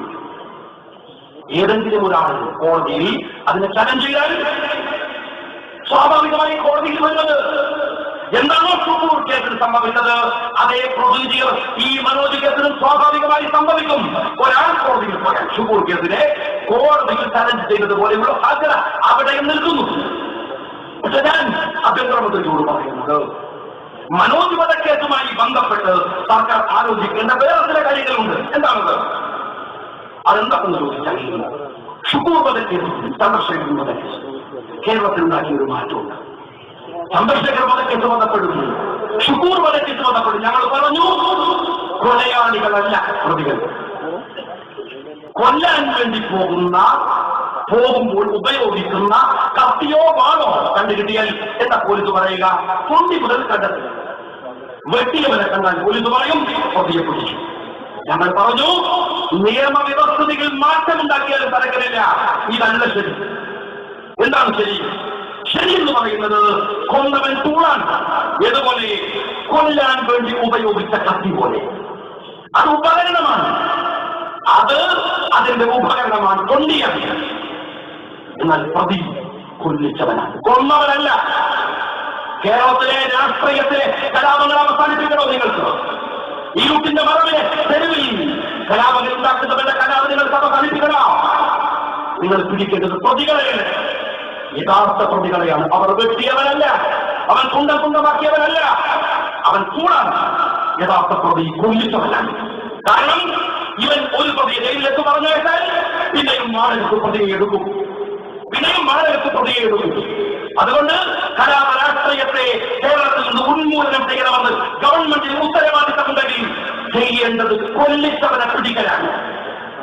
ഈ ജയരാജനെ പോലെയുള്ള രാക്ഷസന്മാരെ പിടിച്ചാൽ ഒരുപാട് കലാപങ്ങൾ കണ്ണൂരിൽ നിൽക്കും. ആർക്കറിയാത്തത് കലാപത്തിന്റെ വക്താക്കളെ പിടിക്കണം. അതുകൊണ്ട് ഞങ്ങൾ പറഞ്ഞു ചന്ദ്രശേഖർ വധക്കേസ് വന്നപ്പോൾ പറഞ്ഞു ചന്ദ്രശേഖർ വധക്കേസ് എന്നാൽ വലിയ ജാഗ്രതയോടുകൂടി മുന്നോട്ട് പോയി. CBI അന്വേഷണം വേണമെന്ന് പറയുന്നു. കാരണം കേരളത്തിലെ ആളുകൾ അതിനും രക്ഷപ്പെട്ടു. കൂടുതൽ അന്വേഷണം വേണം. പക്ഷേ ചന്ദ്രശേഖർ വധക്കേസിന്റെ അന്വേഷണം കേരളത്തിലുണ്ടാക്കിയ ഒരു സമാധാനമുണ്ട്. കണ്ണൂർ ജില്ലയിൽ മനോജിന്റെ തലയിൽ തപ്പി വീഴുന്നത് വരെ ഉണ്ടായ സമാധാനമുണ്ട്. CPM-കാരന്റെ ഔദാര്യമല്ല, CPM-കാരന്റെ ഭേദമാണ്, CPM-കാരന്റെ ഭയമാണ്, ജയരാജന്റെ വിറയലാണ്. ആ വിറയൽ അവസാനിച്ചത് ഷുക്കൂർ വധക്കേസിൽ ചന്ദ്രശേഖർ വധക്കേസ് പോലെ അത് മുന്നോട്ട് പോകാത്തത് കൊണ്ടാണ്. ഉറപ്പിച്ചു പറയും, ഷുക്കൂറിന്റെ പ്രതികളെയും ഗൂഢാലോചനക്കാരെയും പിടിച്ചിരുന്നുവെങ്കിൽ മനോജ് കൊല്ലപ്പെടുമായിരുന്നില്ല. ഗവൺമെന്റ് ആലോചിക്കേണ്ട രണ്ടാമത്തെ കാര്യം, മനോജിന് ഒരു ചരിത്രമുണ്ട്, ഒരു ബാക്ക്ഗ്രൗണ്ട് ഉണ്ട്. എന്താണ്? ജയരാജനെ കൊല്ലാൻ ശ്രമിച്ച കേസിലെ അജ്ഞപ്രതി അല്ലേ? ആ പ്രതികാരം ചെയ്യേണ്ടത് കൊന്നിട്ടും പറ്റിയിട്ടാണെന്ന് എനിക്ക് അഭിപ്രായമില്ല. പക്ഷെ ഒരു പ്രതികാരത്തിന്റെ ഒരു ചരിത്രമുണ്ട്. പക്ഷെ ഒരു ഉറുപ്പിനെ കൊന്നിട്ടില്ലല്ലോ, ആ ഷുക്കൂറിന്റെ കേസാണ്. എന്തൊക്കെ പറഞ്ഞാലും രാഷ്ട്രീയ പ്രാധാന്യമുള്ളത് മനോജിന്റെ കേസിനേക്കാൾ. മനോജിനെ കൊന്നവർ അത് CBI അല്ല, അതിനേക്കാൾ വലിയ ഏജൻസി ഉണ്ടെങ്കിൽ അന്വേഷിക്കട്ടെ. കണ്ണൂരിൽ സമാധാനം വേണം, കേരളത്തിൽ സമാധാനം വേണം, പ്രതികൾ പിടിക്കപ്പെടണം. പക്ഷെ ഞാൻ ഉറപ്പിച്ചു പറയുന്നു, മനോജ് വധക്കേസ് CBI ഏറ്റെടുക്കുകയും ഷുക്കൂറിന്റെ കേസ് ഏറ്റെടുക്കാതെ പോവുകയും ചെയ്താൽ അത് ഈ ഗവൺമെന്റിന്റെ മുഖത്ത് വരുന്ന കറുത്ത പാടായിരിക്കുന്നത് ഓർമ്മിക്കണം. ആ ഷുക്കൂറിന്റെ നീതിയുടെ പോരാട്ടത്തിന്റെ കൂടെ ഞങ്ങളുണ്ട്. ഇതൊക്കെ കെട്ടിയും പടക്കി വെച്ചിട്ട് മടക്കി ഞങ്ങൾ പോയി വിചാരിക്കേണ്ട ജയരാജ. രാജ്യത്തെ കോടതി എറണാകുളം കൊണ്ട് അവസാനിക്കൂല, അങ്ങ് പോകും സുപ്രീം കോടതി വരെ. സുപ്രീം കോടതിയിൽ പോകട്ടെ, അതിനെത്ര പണം ഒഴുക്കേണ്ടി വന്നാലും ഈ നാട്ടിലെ ചെറുപ്പക്കാരന്റെ കയ്യിൽ നിന്ന് പിരിച്ചെടുത്ത് ആ കേസ് ഞങ്ങൾ നടത്തുന്നു. CBI ഏറ്റെടുത്ത് ജയരാജന് പ്രതിയാണെങ്കിൽ ജയരാജനെ കയ്യിലാമം വെച്ചിട്ടല്ലാതെ ഞങ്ങൾ ഈ സമരം അവസാനിച്ചിട്ടില്ല. ഏതെങ്കിലും പൊതുയോഗത്തിൽ ആളുകളുടെ കയ്യടിക്ക് വേണ്ടി ഞങ്ങൾ പറഞ്ഞിട്ടില്ല. കാരണം ആവേശമുണ്ടാക്കി പിറ്റേ ദിവസം നന്നായി മൂടിപ്പുറച്ചവർന്ന് കടന്നുറങ്ങുന്ന അണികളെ ഇളക്കി വിടുന്ന നേതാക്കന്മാരുടെ കൂടെ അല്ല ഞങ്ങൾ. ഇളകുന്ന അണികളുടെ മുമ്പിൽ നിന്ന് അവരെ കൂടെ പോകാൻ ധൈര്യമുള്ള ആൺകുട്ടികളുടെ പാർട്ടിയാണ് ഇന്ത്യൻ യൂണിയൻ മുസ്ലിംലേക്ക്. അതുകൊണ്ട് ഉറപ്പിച്ചു പറയുന്നു, മുസ്ലിം ലീഗ് ഉണ്ടാകും, ആ കേസിന്റെ വഴികളിലുണ്ടാകും. കേന്ദ്രമന്ത്രിയെ കാണാൻ തീരുമാനിച്ചിരിക്കുന്നു. എന്നോട് മെനഞ്ഞാന്ന് ബഷീർ സാഹിബടക്കമുള്ളവർ വിളിച്ചു പറഞ്ഞു, ബഷീർ സാഹിബ് വിളിച്ചു പറഞ്ഞു, അതിന്റെ പേപ്പറുകൾ തയ്യാറാക്കാൻ ആര് ഭരിച്ചോട്ടെ, കേന്ദ്രമാര് ഭരിച്ചോട്ടെ, കേന്ദ്രത്തിലെ രാജ്യത്തിലെ ഭരണകൂടത്തെ ജനങ്ങൾ തെരഞ്ഞെടുത്തതാണ്. ആ ഭരണ വ്യവസ്ഥയോട് നീതി പുലർത്തേണ്ടവരാണ് നമ്മൾ. അതുകൊണ്ട് കേന്ദ്ര ആഭ്യന്തരമന്ത്രിയെ കാണാൻ പോകുന്നു. ആ കേസ് ഏറ്റെടുക്കാൻ അതാണ് വഴി. ആ വഴി പരിശോധിക്കും, ഏതു വഴികളും പരിശോധിക്കും, ഞാൻ ഉറപ്പിച്ചു പറയുന്നു. പക്ഷേ ഞാൻ വീണ്ടും നിങ്ങളോട് പറയട്ടെ, മുസ്ലിം ലീഗ് രാഷ്ട്രീയ പാർട്ടിയെ അപ്പോഴും നോക്കിയിട്ട് ഷുക്കൂർ കേസുണ്ടായി. ഇതോ NDF-മാര നാളത്തെ 21 കുട്ടികൾ അവിടെയാണ്. 21 പേർ എന്റെ മണ്ഡലാണല്ലോ. ഞാൻ ഒത്തുകൊടുത്തതാണ്. അപ്പൊ ഞാൻ ഒത്തുകൊടുത്ത 21 പേര് കൊടുക്കൂലേ? അങ്ങനെ മോശമല്ല. ഞാനൊന്നും ഒത്തുകൊടുക്കുന്ന പണിയില്ല. ഞാനൊക്കെ നേർക്കുന്നവർ ഇന്നലെ കൊടുക്കലാക്കില്ല. ഇരുട്ടിന്റെ മകളെ പണി നിങ്ങൾക്കാണ്. നമ്മുടെ ഈ വെളിച്ച പരിപാടി ഒത്തുകൊടുക്കൂല. സമുദായത്തെ പിന്നിൽ നിന്ന് കുത്താൻ വന്നവന് ഒറ്റല്ല, പകൽ രാജ്യത്തിന്റെ നിയമസഭയുടെ അകത്ത് വെച്ച് വിളിച്ചു പറയും. പിന്നെ വോട്ട് പറഞ്ഞു IB എന്തിനാണോ ചായപ്പണി എടുക്കുന്നത്? നേരത്തെ എടുക്കുന്ന പോലെ എനിക്ക് IB-യിൽ പണി കിട്ടില്ല. അതിന്റെ ക്വാളിറ്റികൾ ഇല്ലാന്നുള്ളതല്ല. അപേക്ഷിച്ച് നോക്കില്ല. IB-യിൽ ശമ്പളം വാങ്ങി പണിയെടുക്കില്ല, ശമ്പളം തന്നിട്ടില്ലെന്ന് പണിയെടുക്കില്ല. കാരണം IB ഇന്ത്യയുടെ ഒരു അന്വേഷണ ഏജൻസിയാണ്. പാകിസ്ഥാനല്ല, ചൈനയുടെ അല്ല, റഷ്യന്റെ അല്ല. ഈ സമുദായത്തിനകത്തു നിന്ന് വരുന്ന സമുദായത്തിന്റെ നന്മയെ കെടുത്തുന്നവനാരായിരുന്നു അവരെ വിളിച്ചറിയണം. CH മുഹമ്മദ് കോയ സാഹിബിനെ കാവൽ പട്ടി എന്ന് വിളിച്ചപ്പോൾ CHന്റെ മറുപടിയുണ്ട്. എന്താണ് അവൻ? ഞാനൊരു കാവൽ പട്ടിയാണ്. ഈ സമുദായം ഉറങ്ങിക്കിടക്കുമ്പോ അവരാരെങ്കിലും വന്നാൽ കുലച്ചു വിളിച്ചു നിർത്താൻ ആ സമുദായത്തെ അവന് കാവലിരിക്കുന്ന പട്ടിയാണ്. ഞാൻ ക്രിസ്ത്യൻ അനുയായികളാ. ഈ സമുദായത്തിനെ ഒത്തുകൊടുക്കാൻ കഴിയുന്നവൻ ആരുണ്ടായാലും അവനെ ഒത്തുകൊടല്ല, പരസ്യമായി അവനെ എതിർക്കാൻ ഉണ്ടാവും. നാളത്തെ 21 കുട്ടികളിൽ നിരപരാധികൾ കുറെ ഉണ്ട്. നമുക്കറിയാം, കുറെ ഉണ്ട്. ആ നിരപരാധികൾക്ക് പുറത്തു വരാതെ നാളെ വരാം. ഒരു കാര്യമുണ്ട്. പോലീസ് പറഞ്ഞു, 1-ാം പ്രതി കമറുദ്ദീനേക്ക് കടന്നു. എവിടെയോ കമറുദ്ദീൻ, നിന്റെ കോയയോട് ചോദിക്ക്, നിന്റെ അളവൽ നസീറിനോട് ചോദിക്ക്, നിന്റെ അബൂബക്കറിനോട് ചോദിക്ക്, നിന്റെ സകല കരാട്ടെ നാട്ടുകാരോട് ചോദിക്കണോ? അവരോട് ചോദിക്ക്. അവരാണ് വിളിപ്പിച്ചത് കമറുദ്ദീനെ. കമറുദ്ദീൻ എന്ന 1-ാം പ്രതിയെ തന്റെ കേന്ദ്രങ്ങളിൽ കൊണ്ടുപോയി ഒളിപ്പിച്ചു വെച്ചത്. മുലപ്പാടിന്റെ രുചിമാറാത്ത 21 കുട്ടികളെ കൊണ്ടുപോയി ജയിലിൽ തള്ളിയ നീയാണ് ലീഗ് പാർട്ടിക്ക് ബലമായി വരുന്നത്. ലീഗ് പാർട്ടിയോട് ന്യായങ്ങൾ പറയാൻ വരുന്നത്. മുസ്ലിം ലീഗ് പാർട്ടിയിലെ ചെറുപ്പക്കാരന്റെ അഭിമാനത്തെ മറ്റെന്തിനേക്കാൾ കൂടുതൽ നെഞ്ചോട് ചേർക്കുന്നവരാ ഞങ്ങൾ. അവന്റെ അഭിമാനത്തിന് വേണ്ടിയാണ് ഞങ്ങൾ പ്രവർത്തിക്കുന്നത്. അവന്റെ അന്തസ്സ് ഉയർത്താനാണ് ഞങ്ങൾ പരിശ്രമിക്കുന്നത്. അവന്റെ ശക്തിയെ പടർത്താനാണ് ഞങ്ങൾ പരിശ്രമിക്കുന്നത്. നിങ്ങളോട് പറയട്ടെ, മുസ്ലിം യൂത്ത് ലീഗിന്റെ പ്രവർത്തകന്മാർ, നിങ്ങൾ എവിടെയാണ് ഇന്ത്യൻ യൂണിയൻ മുസ്ലിം ലീഗിൽ അംഗമാകുന്നതിൽ സന്തോഷിക്കുക. ഈ രാഷ്ട്രീയത്തിന് പകരം വെക്കാൻ കഴിയുന്ന ഒരു ശക്തിയെ കാണിച്ചു കൊണ്ടുവരും. ഇവിടെ ബൈത്തുറാമയുടെ വിഷയമൊന്നല്ലോ, ഷഹാദത്തിന്റെ അനുസ്മരണം. ഞാൻ എന്റെ മണ്ഡലത്തിലെ ഒരു അനുഭവം നിങ്ങളോട് പറയാം. പലരും ചോദിക്കാം, എന്താണ് ഈ ലീഗുകാരൻ ചെയ്യുന്ന സേവനത്തിന്റെ അർത്ഥം? ഞാൻ എന്റെ മണ്ഡലത്തിൽ ഉണ്ടായിരുന്ന അവിടെ ഒരു മണ്ഡലത്തിലെ ഒരു സാധുവായ മനുഷ്യൻ ഒരിക്കൽ ഞങ്ങൾ ലീഗിന്റെ കോൺഗ്രസിന്റെ പ്രവർത്തകന്മാരോട് പറഞ്ഞു, ഒന്ന് MLA ഒന്ന് കാണുന്നു. ഞാൻ അദ്ദേഹത്തെ കാണാൻ വേണ്ടി പോയി. ചിലപ്പോ ഒരു മനുഷ്യന് കത്തിരി അദ്ദേഹത്തിന്റെ കാലും കയ്യുമൊക്കെ എന്റെ ബെല്ലിന് വന്നിരുന്നു. ഞാൻ ആ ഇടിഞ്ഞു പൊളിഞ്ഞ വീട്ടിനകത്തേക്ക് കയറുമ്പോ അകത്ത് നിന്നൊരു മുഴക്കമുള്ള ശബ്ദം, MLA സാർ സ്വാഗതം. ഞാൻ ശബ്ദം കേട്ട് ദിക്കിലേക്ക് ചെന്നപ്പോൾ ഒരു പുതുസായ മുറിയിൽ ഒരു മനുഷ്യൻ ഇങ്ങനെ കിടക്കുകയാണ്. ശബ്ദം നല്ല ശബ്ദമാണ്. അദ്ദേഹത്തിന്റെ തലയുടെ മുകളിൽ ഒരു തുണി ഇങ്ങനെ വന്ന് ഞാന്നു കിടക്കുന്നുണ്ട്. ഞാൻ ചോദിച്ചെന്താ? എന്റെ കൂടെ വന്നവർ പറഞ്ഞു, മുകളിൽ നിന്ന് മാറാല വീണാൽ, പൊടി വീണാൽ തട്ടങ്ങളിൽ കയ്യെ അനുകൂല അതൊന്നാണ്. അദ്ദേഹത്തിന്റെ കൈ പിടിച്ച് ഒരുപാട് സംസാരിച്ചു. 23 കൊല്ലായി ഞാൻ ബെഡ്റിഡനാണ്. ഒരുപാട് സങ്കടങ്ങളിനോട് പറഞ്ഞു. ഞാൻ അവിടുന്ന് റൂമിൽ നിന്ന് അയാളോട് യാത്ര പറഞ്ഞിറങ്ങുമ്പോൾ ഞാൻ ആലോചിച്ചു, എന്താ അയാൾ ചെയ്യാനാവും, എന്ത് ചെയ്തു കൊടുക്കാൻ പോവുക. എന്റെ കൂടെ ഉണ്ടായിരുന്ന സുഹൃത്തിനോട് പറഞ്ഞു, ഒന്ന് പറഞ്ഞ നമുക്ക് ആ വീടൊക്കെ നന്നാക്കി കൊടുക്കാം. എന്റെ സുഹൃത്തുക്കളായിട്ടുള്ള കുറച്ച് ആളുകൾ ഒക്കെ എന്റെ കൂടെ വന്നിട്ടുള്ള ഒരാളെ ശ്രമം പറഞ്ഞിട്ട് അവരെ വിളിച്ചു കൂട്ടിക്കാൻ പറഞ്ഞു. നിങ്ങൾ ആ നേരത്തൊന്ന് ടൈൽ ചെയ്ത് കൊടുത്ത്, ചുമലൊന്ന് തേച്ച് കൊടുത്ത്, ഒരു നല്ല ഫീലിംഗ് ഒക്കെ ആക്കി, ഒരു കട്ടിലിൽ നല്ല വൃത്തിയുള്ള കിടക്കയിൽ അയാളെ കിടക്കുക. അദ്ദേഹത്തിന്റെ മുമ്പിൽ ഒരു ചെറിയ ചിത്രം ഉണ്ടായിരുന്നു, ഒരു ചെറിയ ചിത്രം. ആ ചിത്രം ഞാൻ ചോദിച്ചു എന്താണ്? അയാൾ പറഞ്ഞു, ഞാൻ ആ കാവിൽ പോയി തൊഴുതു വരുമ്പോഴാണ് എന്റെ വൃത്തി അപകടം പറ്റിയത്. ആ കാവിന്റെ ചിത്രമാണ്. ഞാൻ എന്റെ സുഹൃത്തിനോട് പറഞ്ഞു, ആ ചിത്രം ഒന്ന് എല്ലാം ചെയ്ത് വലുതാക്കി അവരെ ചോദിച്ചു. കുറെ ദിവസങ്ങൾ കഴിഞ്ഞു. ഇയാൾ എന്നെ പിന്നെ വിളിക്കും, സഹായങ്ങൾ വരണം, അന്ന് എന്റെ പന്തൽ വീട്ടിലുണ്ടായില്ല, ചായ തന്നില്ല, വരണം. ഒരു ദിവസം ഞാൻ അദ്ദേഹത്തെ കൊണ്ടുപോയി.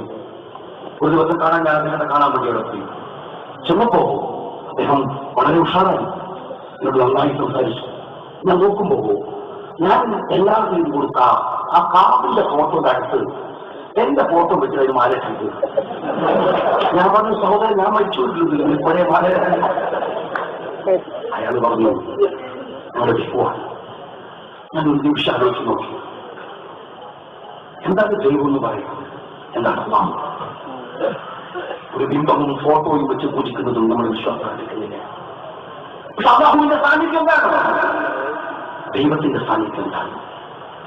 ദൈവം ആകാശത്ത് നിന്ന് ഇറങ്ങി വന്ന് നിനക്കൊരു വീടുണ്ടാക്കി തരണം. ഇല്ല, പടപ്പുകളായി നമ്മളിൽ ദൈവം ഏൽപ്പിച്ച ഉത്തരവാദിത്തം നിങ്ങൾ ചെയ്യുമ്പോ ഒരു വൈത്തോഹമ ഉണ്ടാക്കി. ഒരുത്തൻ കിടക്കുമ്പോ അവന്റെ വീട്ടിൽ അരിയെത്തിക്കുമ്പോ അവൻ കാണുന്നത് ദൈവത്തിലാണ്, അദൃശ്യനായ അള്ളാഹുവിനെ. അള്ളാഹു നേരിട്ട് വന്ന് അവന് കൊടുക്കുകയല്ല.